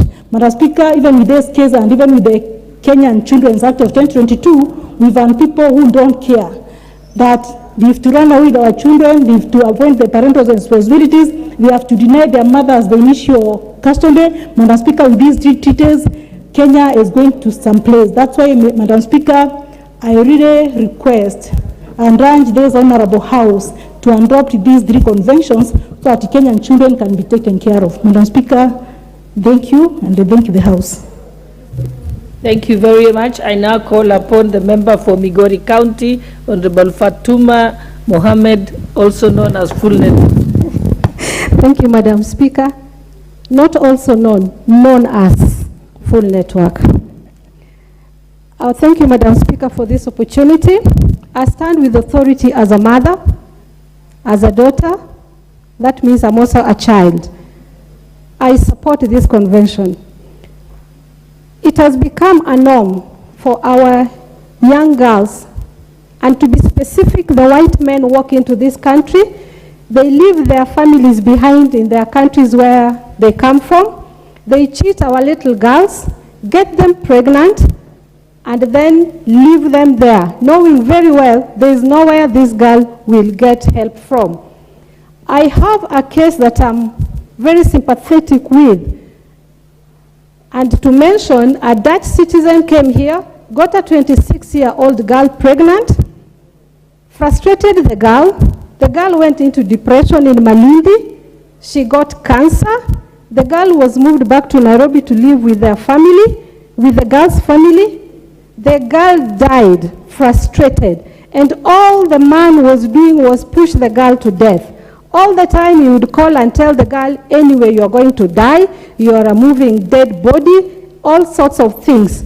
This girl moved and went to court, children's court, before her death, and requested the court that in case I die, I would request that my poor mother takes care of my little boy. The boy is with the grandmother, the girl died, but the man is not giving them peace, threatening them, telling them that he's going to go to big courts, they will get arrested, he will put them in jail forever because he has money. Honestly, we need protection for our children. The child does not even go to school because the father is not providing. And the father is saying that there's nothing you can do because you don't know where to get me, and I am married back at home. Such a scenario, surely we really need protection for our girls, for our children. I honestly support this. Even back at home here, we have older people taking advantage of our younger girls, especially the rich, especially the powerful men. And once the girl gets pregnant, the girl is threatened with either you abort or you give birth and I take the child. And if that happens, that the girl takes into the pressure and gives birth and gives the child to the rich parent, rich father, the poor little girl will never see that child again. In most cases, where they move to court, they don't either even get justice because the courts sometimes not are also, in their own words, would call it hot air, and the poor little girl will have nowhere to run to. I beg that we protect our children. The children did not request to be brought to this world. They don't know under what circumstances they came to this world. They should not be put under those circumstances that they don't understand. A child has a right more than even a grown-up. In the eyes of the Lord, in the eyes of justice of this country, we need to protect our children. May God rain down here and take this convention to action so that our children are taken care of, just as the mothers also need protection.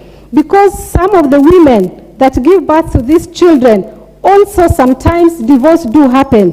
And the court would rule that the mother and the child should be taken care of. But you find that the court, same court, the rich person will go back to that court and the person will be told that now you're bankrupt, you can't take care of Fatuma with that child anymore. And then the mother falls into the circumstances that the child is in. I beg to support. Thank you, Madam Speaker. The Honourable Member for Ruangwe, Honourable Lilian Gogo.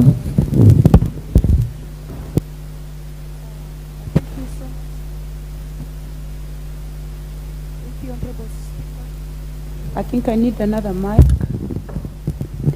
Yeah, this is working. I appreciate you for the good work that you're doing, Honorable Speaker.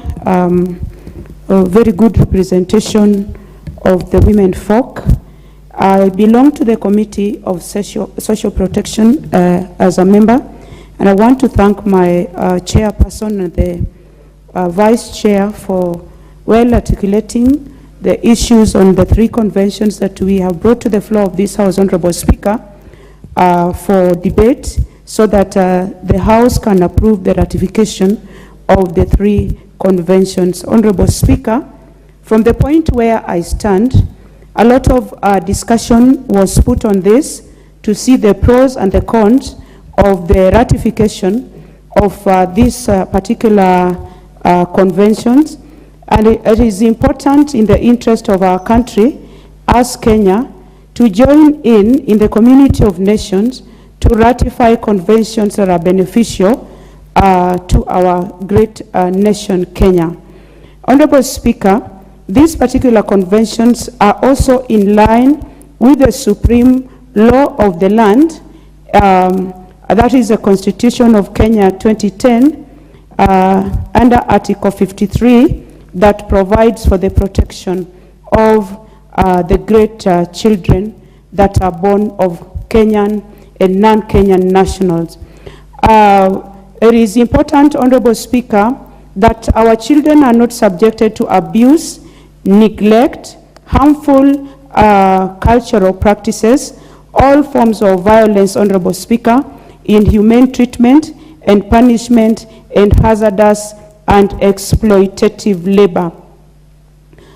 These conventions provide for support recovery, Honorable Speaker, that where we have two nationals involved in the bearing of a child, and one goes and abandons their responsibility, that this particular law can be invoked so that these children can get support from the parent, either the mother or the father who has abandoned the child.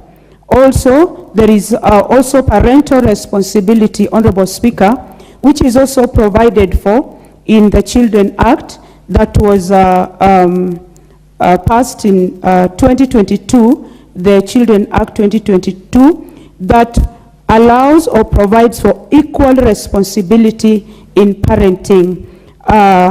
Responsibility in terms of access to the child, and also support to the child, and any other issue that relates to these children.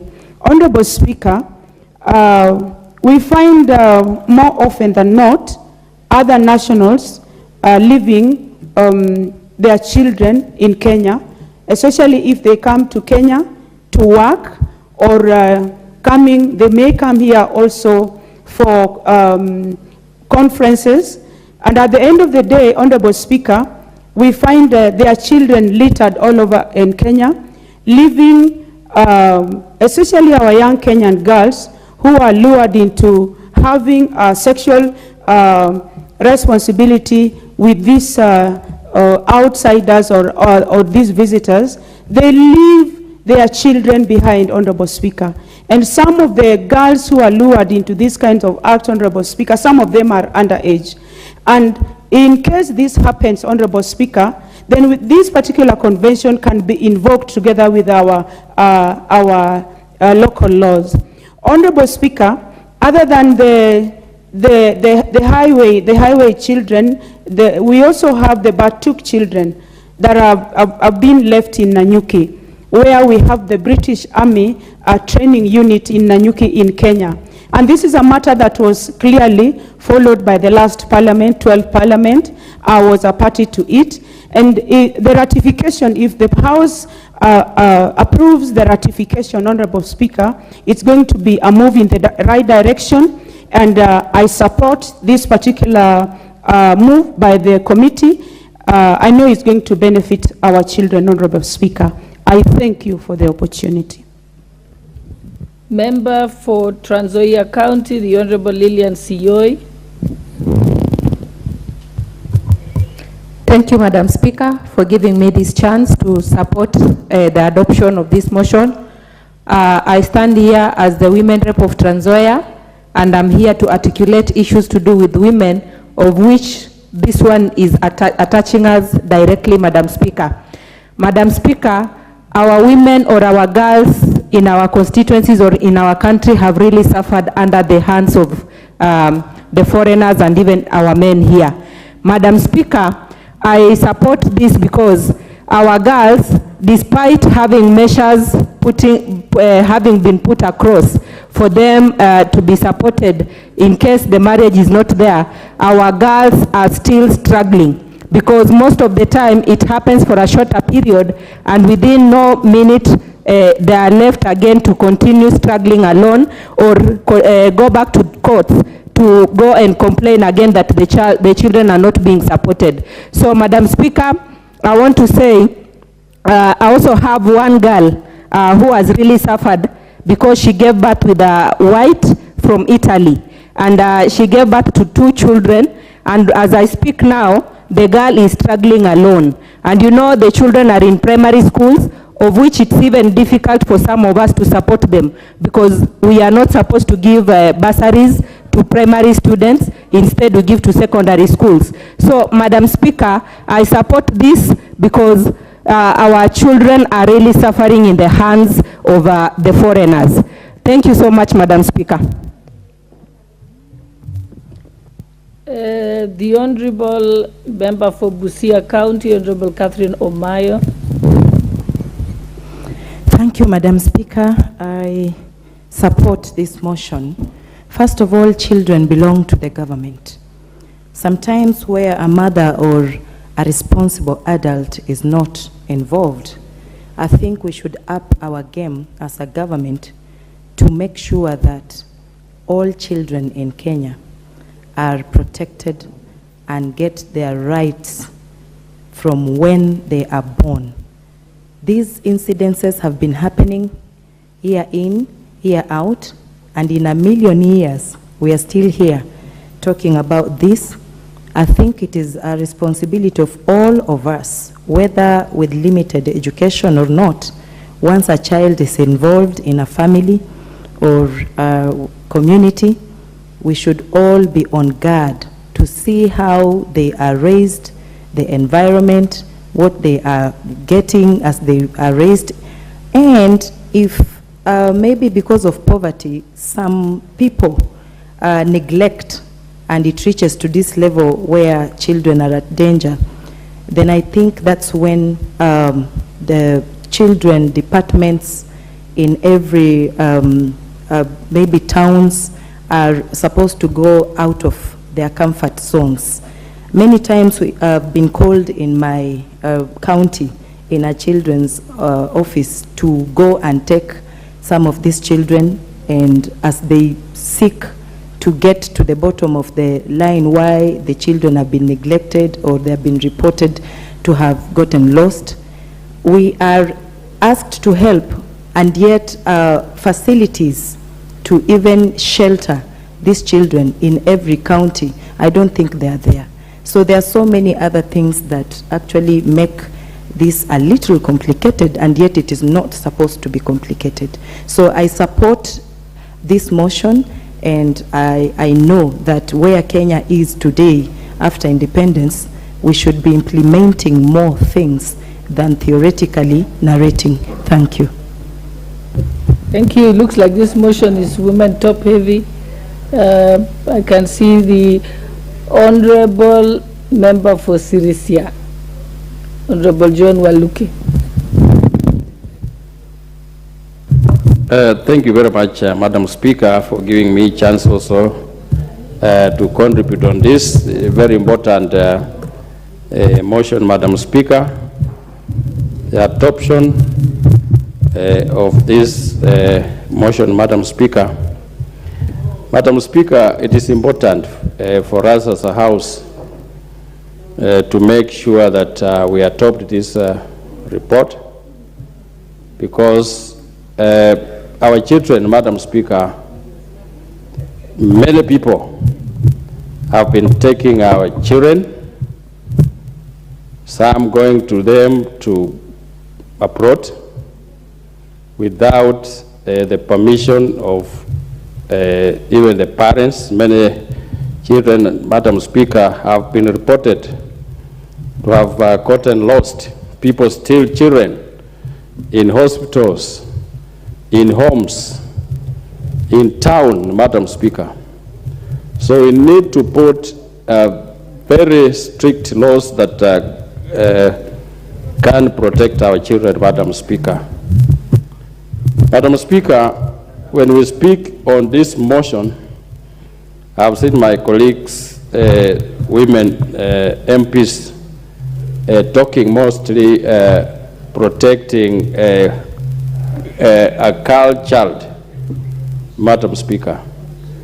But a child is a child, whether it's a boy or a girl, Madam Speaker, should be protected.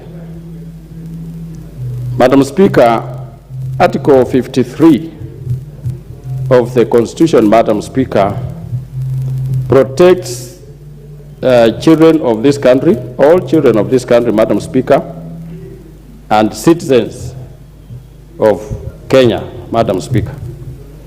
So, Madam Speaker, the laws that are there, Madam Speaker, I think they are weak.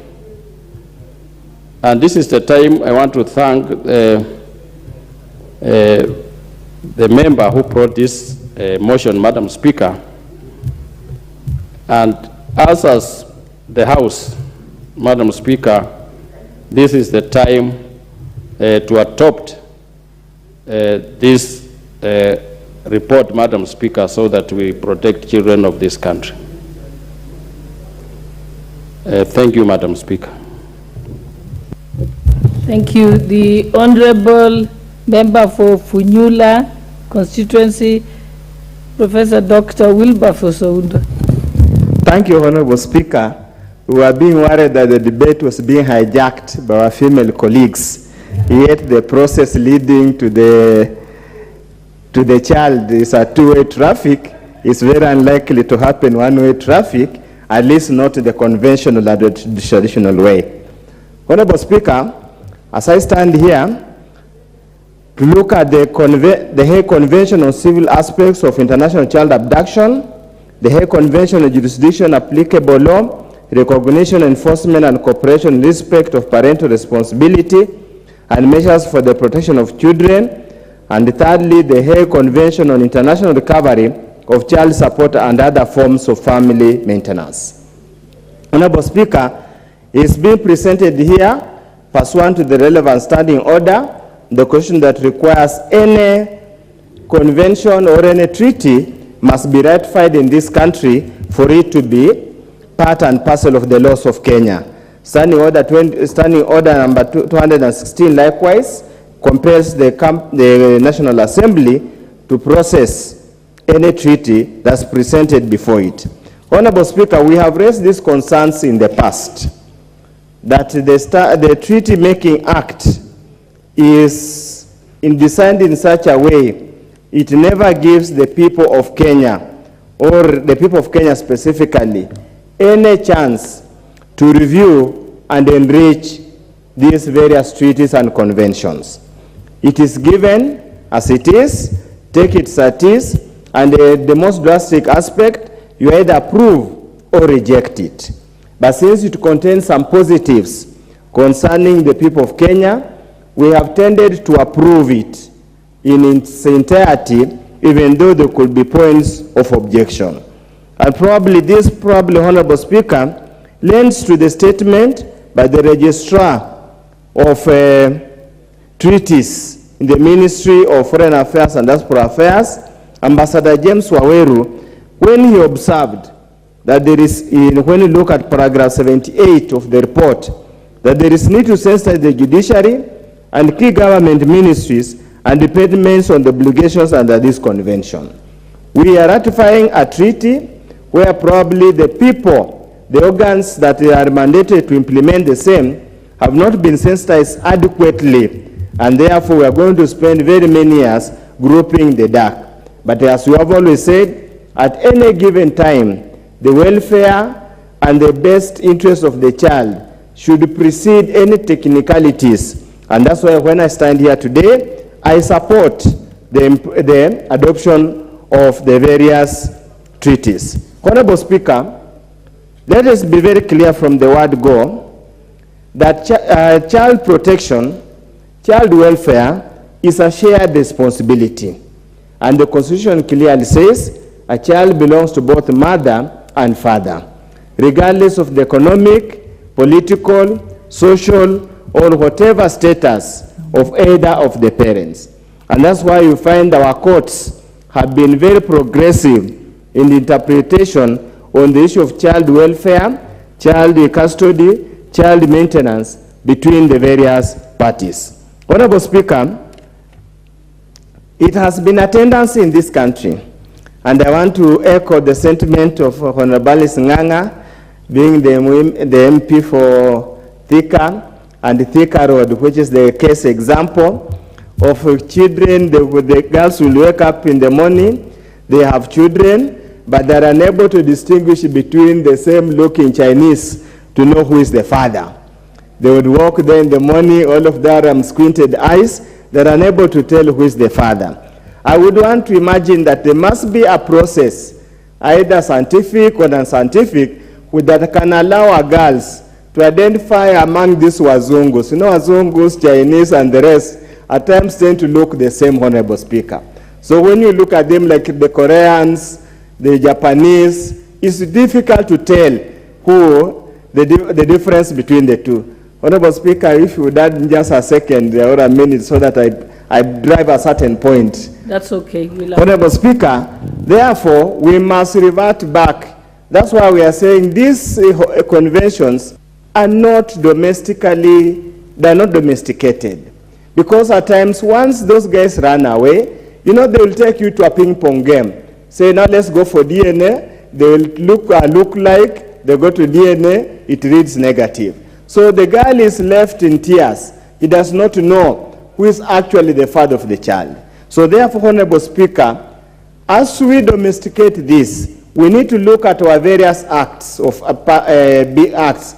And I'm happy Honorable Millie Odhiambo is here, who is a guru in this area. We must look at way of identifying, noting this. Honorable Speaker, again, we seem to insinuate that it's only the girls or the women who are affected.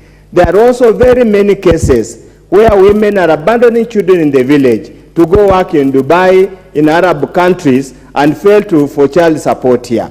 So this notion that it's only the women who are affected is misguided, and that's why some of the agendas being pursued by women activists and women groups get lost because they seem to only look at it from one angle. I would urge them to also, again, as you synthesize, as you talk, we must look at those women who abandon children in the villages. They go make money wherever they go and refuse to support. With those few remarks, Honorable Speaker, I support the motion. Thank you. The Honorable Member for Suba North, Honorable Millie Odhiambo.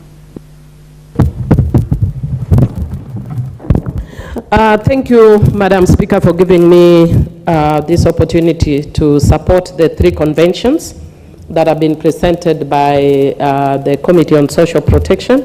The Convention of 23rd November 2007 on the International Recovery of Child Support and Other Forms of Family Maintenance.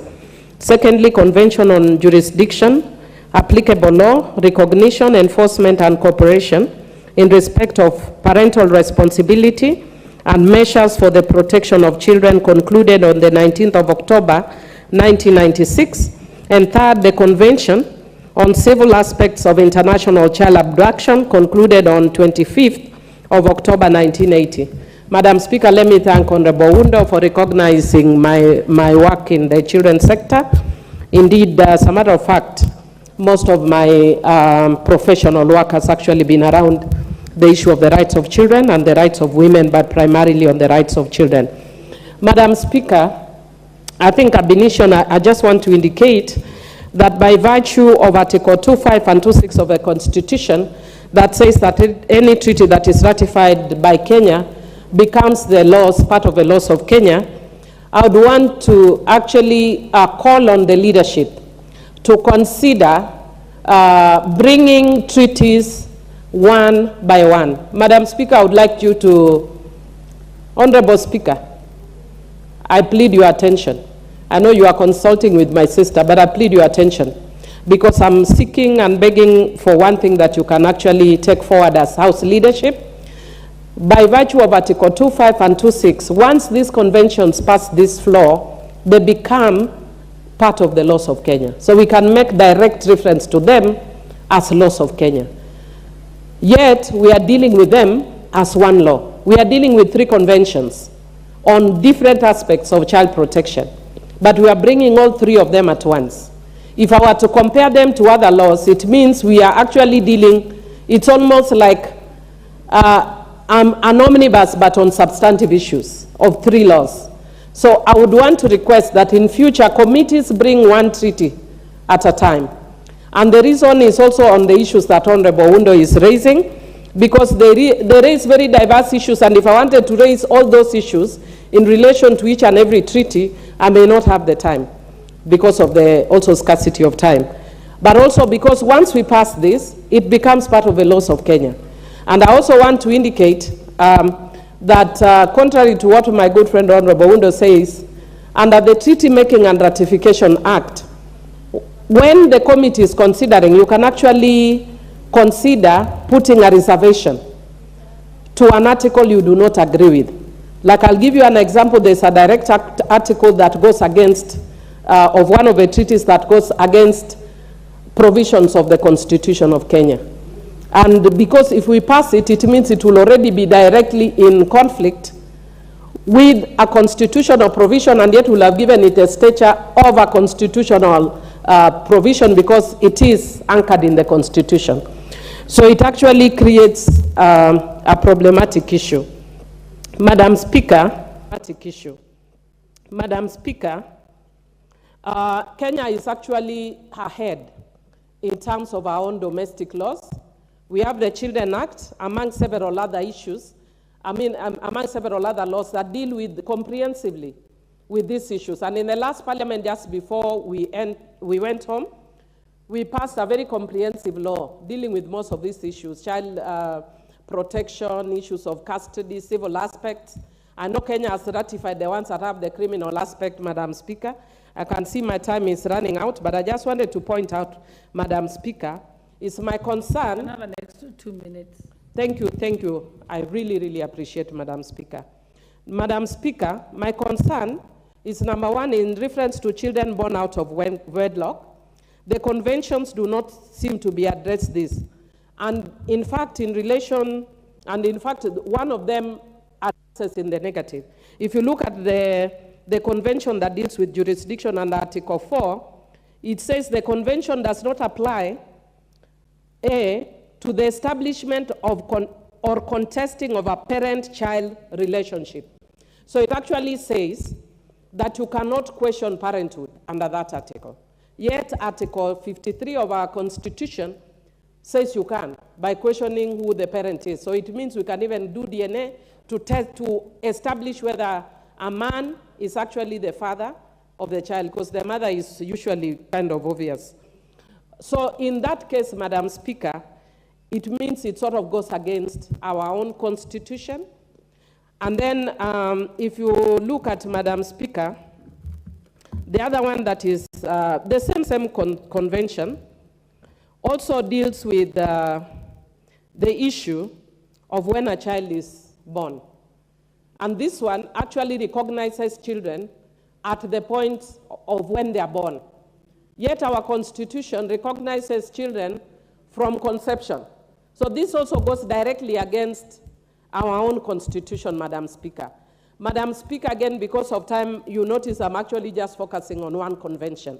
And that is why I'm requesting that in future, so that we actually see where there are those tensions that are likely to conflict with our own laws, it is good if we bring one convention at a time. And it is possible. Even if we did this immediately after they present the second and the third, it is still possible because we are actually making law. But the challenge that I see us faced with is that we sometimes think that ratification of treaties is like passing a report. No, this is legislation. It's not a motion. It is not a report, just a report. It is a report because it comes from the committee, but we are, after this, we'll have passed a law, and once the executive then goes ahead and ratifies, it becomes binding on Kenya. I think the only saving face for me is that we have also ratified the Convention on the Rights of the Child, so even where there are certain tensions, we might fall back to that. But if you have very sharp lawyers, these are some of the things that will find their way into a constitutional court. Otherwise, just to encourage the committees, please in future, if you don't agree with one, make a reservation very boldly in relation to that article. Otherwise, Madam Speaker, I do support, and thank you once again for extending for me the time. I appreciate. Honorable Millie, I know your many years that we spent in the child rights world. That's why I gave you a little extra time. But I think I will ask that the clerk's desk takes a note of the need to separate them and bring that to the attention of the relevant committee So I think, Honorable Alice Chairperson, it should come back to your committee just to ensure that they are then processed out of here separately. I think that's a good suggestion. Thank you, Madam Speaker. Okay, now I call upon the Honorable Member for Kitui South, Honorable Rachel Nyamai. Thank you, Madam Speaker, for giving me an opportunity also to add my voice on this very important motion, where we are dealing with ratification of these three treaties that has been presented by the Committee on Social Protection. Honorable Speaker, let me first of all congratulate the committee, both the Chair, the Honorable Alice Nganga, and the Vice Chair, the Honorable Hillary, for concluding this in the shortest time possible, bearing in mind that this is a matter that has been with Parliament and also with the committee for almost 7 years. So I would like to congratulate them for that. Madam Speaker, I listened very keenly, and I also had a chance to look at the report to the Chair when she was making the presentation, that these treaties will enhance the rights of children, their parents, and we know that this is a very a matter that is happening in our country, where children fail to access both their parents because of one situation or another. The rights of also of parents not being able to access their children, and not only the women, because we need to look at it both ways. There are also men who may not be able to also access children who are with their female partners. So, and also the rights, Madam Speaker, of children to be taken care, to have education, to have shelter, to have food, to have love, and possibly be able to access all their parents. So, Madam Speaker, I really support this report. I would like to go straight to a matter that was raised by the Chair on the children that are as a result of Thika Road, children as a result of Kibwezi Kitui Road, children as a result of Kenol Sagana Road. Madam Speaker, this matter needs to be taken seriously because most of the women that found themselves in this situation have children who they are not even able to name the parents, the fathers, more so, Madam Speaker. And Madam Speaker, what I would like to encourage our girls, because I am personally affected because of the construction of Kibwezi Kitui Road, is that I must tell the women that make sure that you can identify the person that you are relating with, and make sure that when times are good, Madam Speaker, you get hold of that passport, make a photocopy, keep one of the copies with your mother, your sisters, your brothers in different places, so that when things go wrong, you have a possibility of at least identifying the name of that person, Madam Speaker. All our girls in Nairobi, in Mombasa, in Kisumu, in Laikipia, Madam Speaker, where we have the British Army training, we have our women who are stranded with children who they cannot name. Our women should not just live with white people and call them Mzungu. Some of them are not Mzungu, Madam Speaker. Some are Chinese, others are Pakistanis, others are Koreans. But our people just refer to all of them as Mzungu.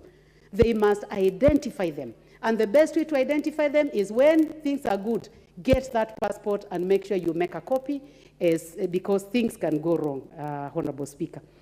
Madam Speaker, I also listened to the Chair, and the Chair said that their committee will walk to the government offices and present this report.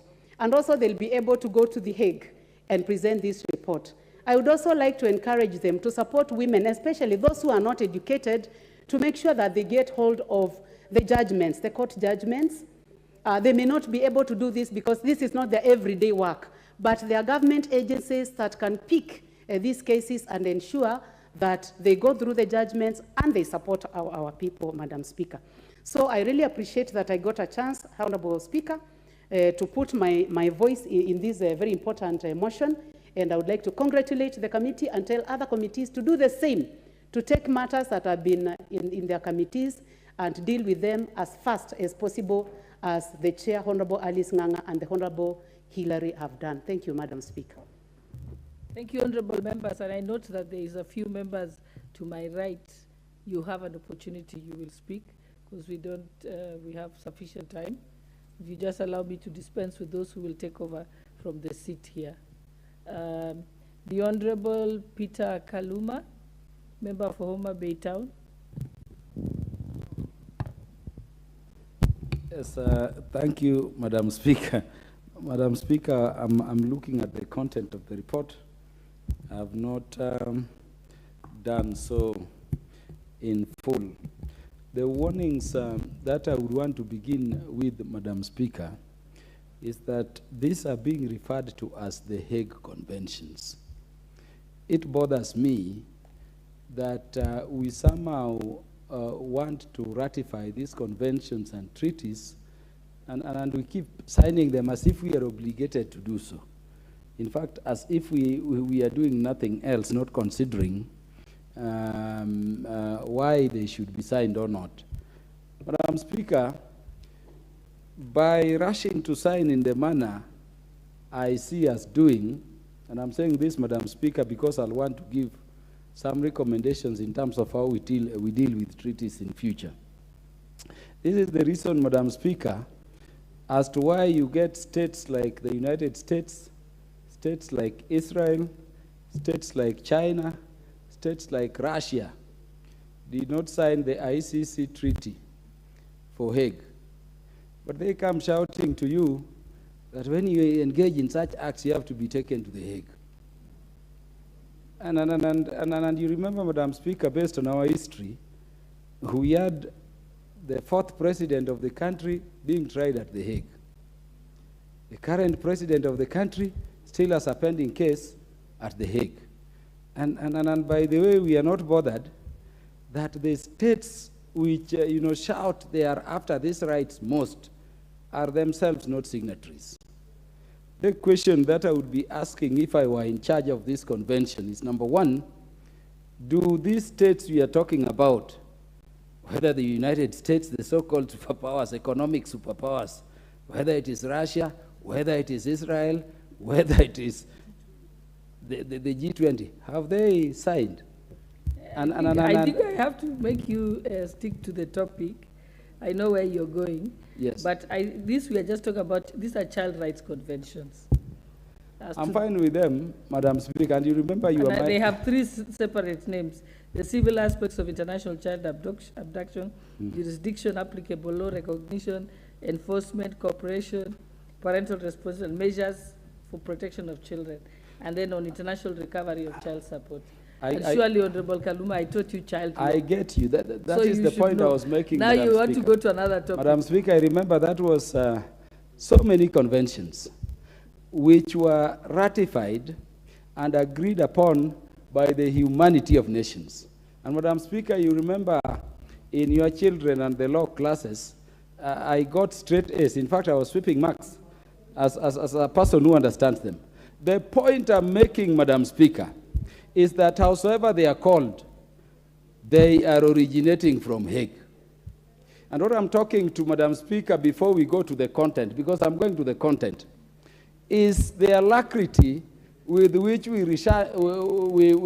rush to sign things. Other states shouting human rights never sign them.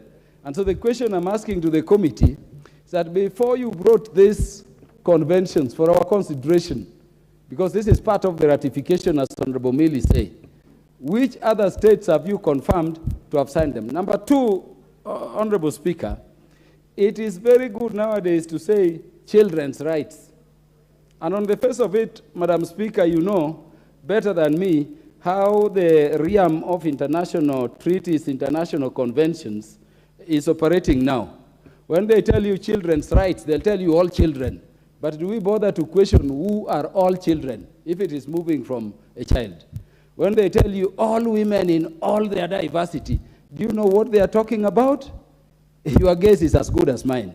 So my hope, Honorable Speaker, is that the committee did not just end up at presenting this report in terms of the summaries we are seeing here, but you've weeded through with the knowledge of where the world is going in terms of these provisions to know that, number one, they are in accord with our constitution. Number two, they are in accord with our acts, particularly the one relating to the Children's Act, which we'll also be amending in a short while. Because I'm not specific to those parts, Madam Speaker, I would thank the committee for bringing this report, but, Honorable Speaker, I would hesitate to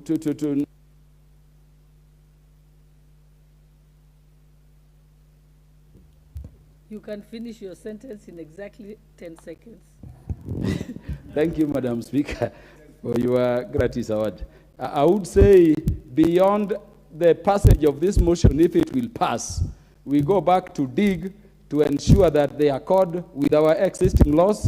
And in terms of ranking, we need to amend the Judicature Act and the Constitution to say that however ratified, they will rank below our statutes and the Constitution. I thank you, Honorable Speaker. Your point, yes. Your point of order, Chairperson. Madam Speaker, before we brought this report to the House, we just did not sit down as a committee as alone. We engaged many lawyers as well as the AG and the registrar. And we did not take even one day. We have been doing it ever since. So by the time Honorable Member, Honorable Kaluma sees us tabling, bringing this motion to the floor of the House, it means we did what we ought to have done. And thoroughly, Madam Speaker, we cannot just rush things. We know this is a house of laws, and laws are made here. So if you see us bringing that motion to this level, it means we have done our due diligence. We have done what a committee ought to have done, and that is why we are here. And that's why we want members to contribute. We see where we are headed, and to see, even if it is they need to add to the report. But we are listening. When we come here, we want to tell the floor of the House that we have done our due diligence, and that's why we are here today. Thank you, Madam Speaker. Thank you. I think that matter was raised and already directed that the committee separates. We can look at, since the debate is going beyond today, you've said that they will be separated. Thank you, Madam Speaker. But I know that the thorough work has been done. Yeah. Because I know the nature of the committees. Yes. Thank you, Madam Speaker. And I also want to say, when we are looking at these three treaties, it's only that the report is one. When we are looking at them, we looked at them separately. We never bundled them together. They were separate, Madam Speaker. And they are still separate. Thank you, Madam Speaker. What is your point of order, Honorable Kaluma? I'm normally the last person to diminish the good work of my colleagues in all committees.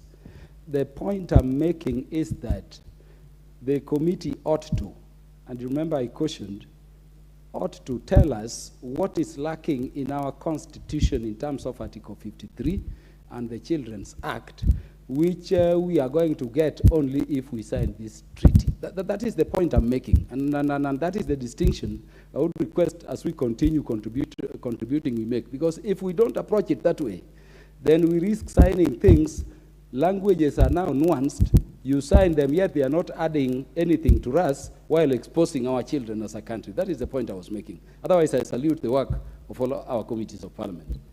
Thank you, Honorable Kaluma. And I think, yes, and this, like I said, this debate will go on beyond today, which means the members of the committee will have an opportunity to respond to what Honorable Kaluma has raised. Thank you. And now I'd like to call upon the Honorable Member for Kiambaa, the Honorable Kawajiko. Thank you, Madam Speaker. Let me take this opportunity to congratulate the chairperson of the Social Committee and the Vice Chair for bringing up this report. And we are cognizant of the fact that we are in trouble, especially whereby we are having international players within our society, whereby they leave us with a lot of burdens as far as, you know, giving our young girls and taking advantage of our young girls and the poor economy of poor status of our economy, whereby you know they have to rely and to depend on those people for their survival, Madam Speaker. I support the motion because in most cases you realize that the most affected people are the women and the children. If the father any kid and leave the child behind and go back to repatriate back to their country, he will realize that those children really suffer. They becomes the street boys and street girls within our state, Madam Speaker, because there is nobody who is there to take care of them, Madam Speaker. By this, a treaty and convention that has been brought in the floor of the House, we have seen incidences whereby majority of the people affected, they are women. But we have also seen that the convention is also stating it's not only for the men to take care of the women and the girls and the children that they leave behind, but we also realize it is also giving the women it's also bringing to board the women also, whereby they are saying that even when the women run away and leave their children under the care of men and hide in diaspora with zero parental responsibilities, this convention will take care of those women by making sure that they are held to account to take care and to be responsible, to take care of the children, to make sure that they give parental guidance as far as the motherly love for their children is concerned, and also make sure that they participate in bringing up these children, Madam Speaker. We have seen many Hague treaties, and we hope that this will not be in one of those many Hague treaties, whereby that there is no one who is enforcing this law. But on this convention also, we have seen a situation whereby they are saying that if there is any order from the court within the jurisdiction of our country, and there is any court order relating to any child care or child support, the person who is in charge or who is held to account will take this order, and the Ministry of Social and Protection will take the order, present it to the Attorney General, then the Attorney General will present it to the Foreign Affairs, then the Ministry of Foreign Affairs will take the orders to the mother country and make sure that those orders are enforced, and the person responsible for leaving their child behind will be taken responsible to make sure that he or she commit and take care of those children, Madam Speaker. We therefore support this treaty. We commend the Committee on Social Protection for making sure that there will be a way to follow up, even after probably these people leave their children behind, even after the women, even if the women leave the children behind and probably go to live in the diaspora looking for green pastures, and they are not able to take care of their children, this convention will take care of such matters to make sure that they are brought to book and they take pure responsibility of their children, whether it is the men, whether it is the women, any person who is involved. We will be able to go beyond our borders and take care and bring those people culpable for the action to this country so they can be able to take care of their children and own up their responsibility. Madam Speaker, in our society today, we have so many single mothers. We have so many single mothers who are taking care of their children, and the fathers are around. It is prudent for every man who is responsible to take care of their children as it is required by the law and the Constitution, so that at least we can reduce the numbers of the single mothers we have within our society. And every child was not born alone by the mother. There must be a father who was responsible to make sure that that child came into this world. Therefore, I support the convention, and we urge the government to take that responsibility and make sure that they enforces this convention. Thank you, Madam Speaker. Thank you very much, Member for Kiamba. The Honorable Caroline Ngeleche, Member for Elgeyo Marakwet.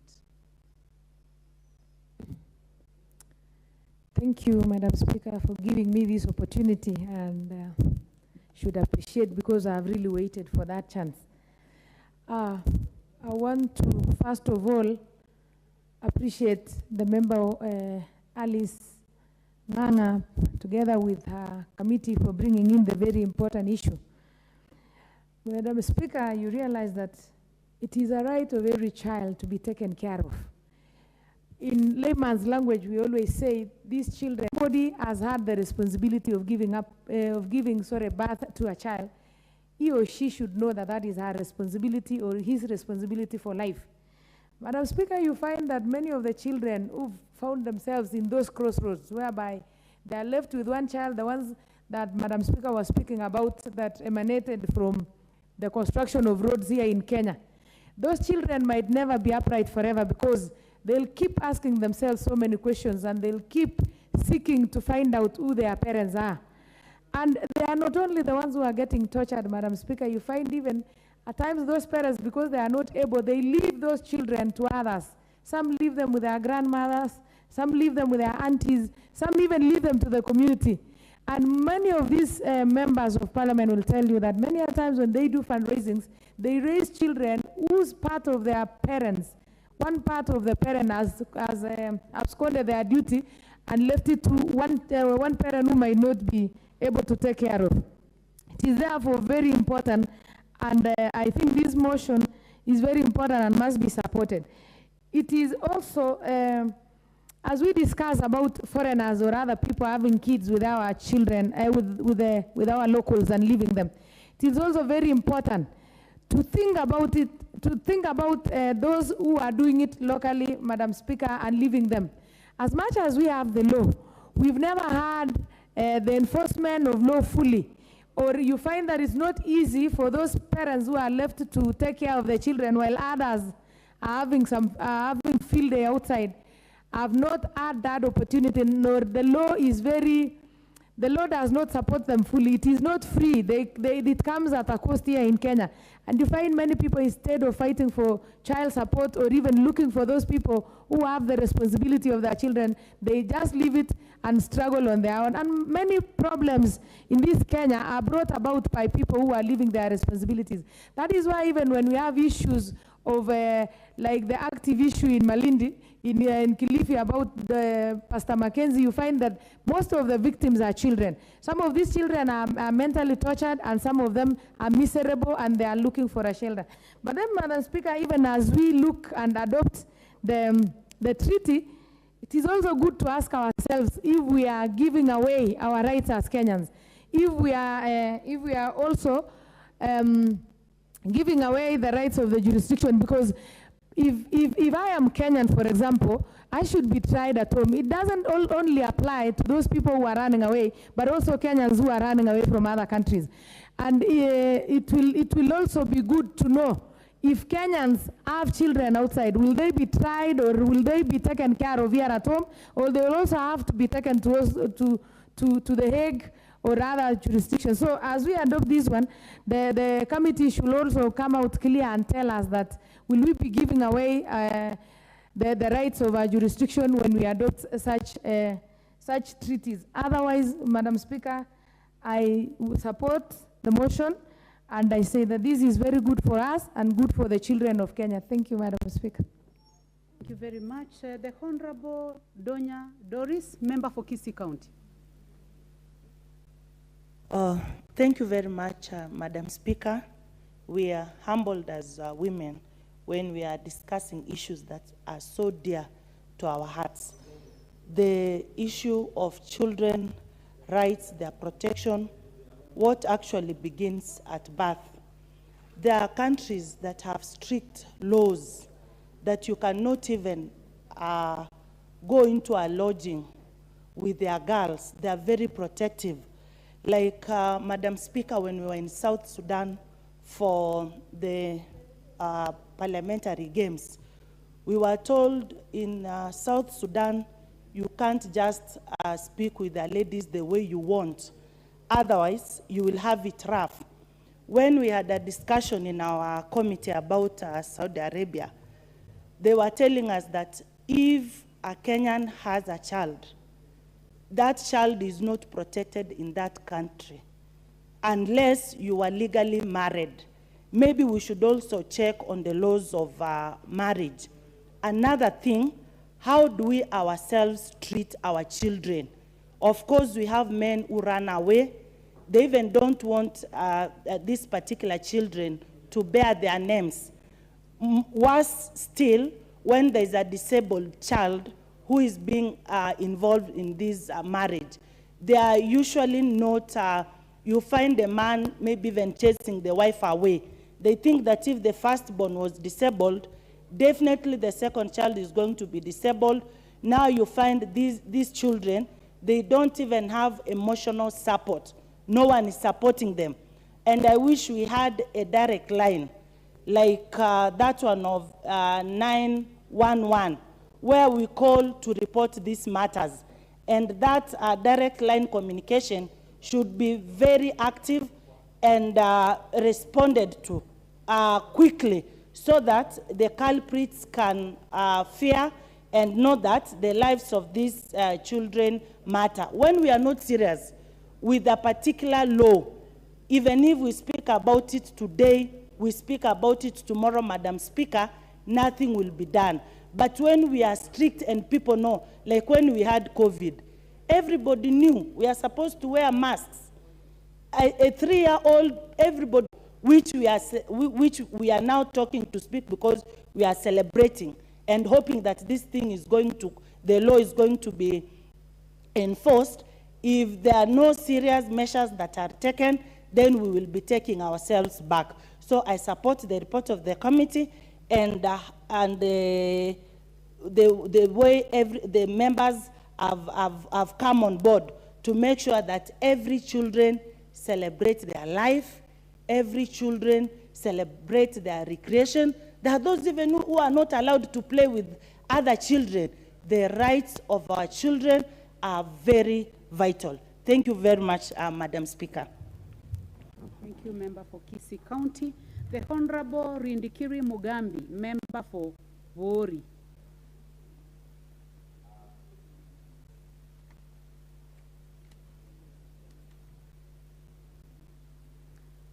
Please try to thank you, Madam Speaker. I rise to support the ratification of these conventions, or these conventions. But, Mr. Speaker, I also have some reservations, bearing in mind that there are 3 in 1. Some information that are pertinent, because we can rectify a convention, but we are not able to implement the same. Madam Speaker, this Parliament has a responsibility of protecting our citizens. We also have a responsibility of protecting our visitors from other countries. But we must be very careful on the dealings with our foreigners who come to this country. Madam Speaker, one of the things that I'm trying to check out is how do we make sure that we know the parent of the kid when it is born between a Kenyan and a foreigner. Madam Speaker, my suggestion is that we must have a registration process where each kid is registered, the mother and the father give their specific information on how we can trace them. Madam Speaker, we have to know the occupation of these people, and we have to know their immigration status, such that when these people leave this country, they can very easily be traced. So the convention need to have the rectification need to bear in mind the traceability of the parent. Madam Speaker, there is 2 types of abductions that I can conclude. There is the slavery, of course, of children, but also we have seen situations where parents, when they separate, some of them abduct the children and live with them without informing the other party. Madam Speaker, I think we need to find out when that kind of a situation happens, how do we treat the children and how do we treat the abductor. The other matter, Madam Speaker, is on the jurisdiction. There are so many countries which are not part of the Hague Conventions. And when we deal with the rectification like this, we also need to bring in Parliament that how do we deal with other cases who are not involved in the Hague Convention. I know some countries which are not part of the process, but I think this is a subject for another day because it's not part of this, but I think it's very important that we look at. Madam Speaker, if anybody, I am the person who has suffered quite a lot because I'm educating so many children. The so-called the street construction site children. Madam Speaker, you are not the only one left. I also have many. And in a community where we are all black, you see some short, funny-looking characters. We don't know their fathers, and these children are actually left behind with their grandfathers and mothers. Madam Speaker, I think, and that's why I said, immediately the kid is born, if the father is allowed, we need to confiscate the document of these people such that they make a commitment on before they leave the country. Madam Speaker, the Batuk, I'm also a victim. Right now we have about 5 cases where the cohabitation with girls from our place, and these gentlemen, they have been transferred, and they left the house, and when they left the house, Madam Speaker, they came back through their proxies, and now they require to repatriate their properties. So, Madam Speaker, I think this is a very nice registration, but I think the most important thing is that we need to be very careful on how we are going to implement it. So I support with a kind of amendment if necessary. Thank you, Madam Speaker. Thank you very much. The Honorable Joshua Mwalio, member for Masinga. Thank you very much, Madam Speaker, for the opportunity, which I want to speak on the report on the ratification of the Hague Convention on the civil aspects of international child's abduction. My interest is... Member for Masinga, I have a point of order by the member for Keses, the Honorable Julius Ruto. What is out of order, member for Keses? Thank you so much, Madam Speaker. I rise on point of order number 35 on the issue of quorum in the House, where we are discussing a very crucial matter that will implicate much to the country Kenya on the treaties that are international to be signed. I'm rising to call upon that the House is not in order because there's no quorum to be able to debate on this matter. Can we kindly ensure that we have the quorum to proceed to discuss this? Thank you. The member for Keses is quite in order, so I order that the bill is run for... Can I finish? Can I finish then? No. When the matter of quorum has been raised, we can only proceed to have the bell rung for 10 minutes. Honorable Mwalio. Huh? And while that is happening, you cannot go out, so I request that Honorable Mwalio, please take your seat. You never know, we may get quorum. We can't have a forum now. We can't have a...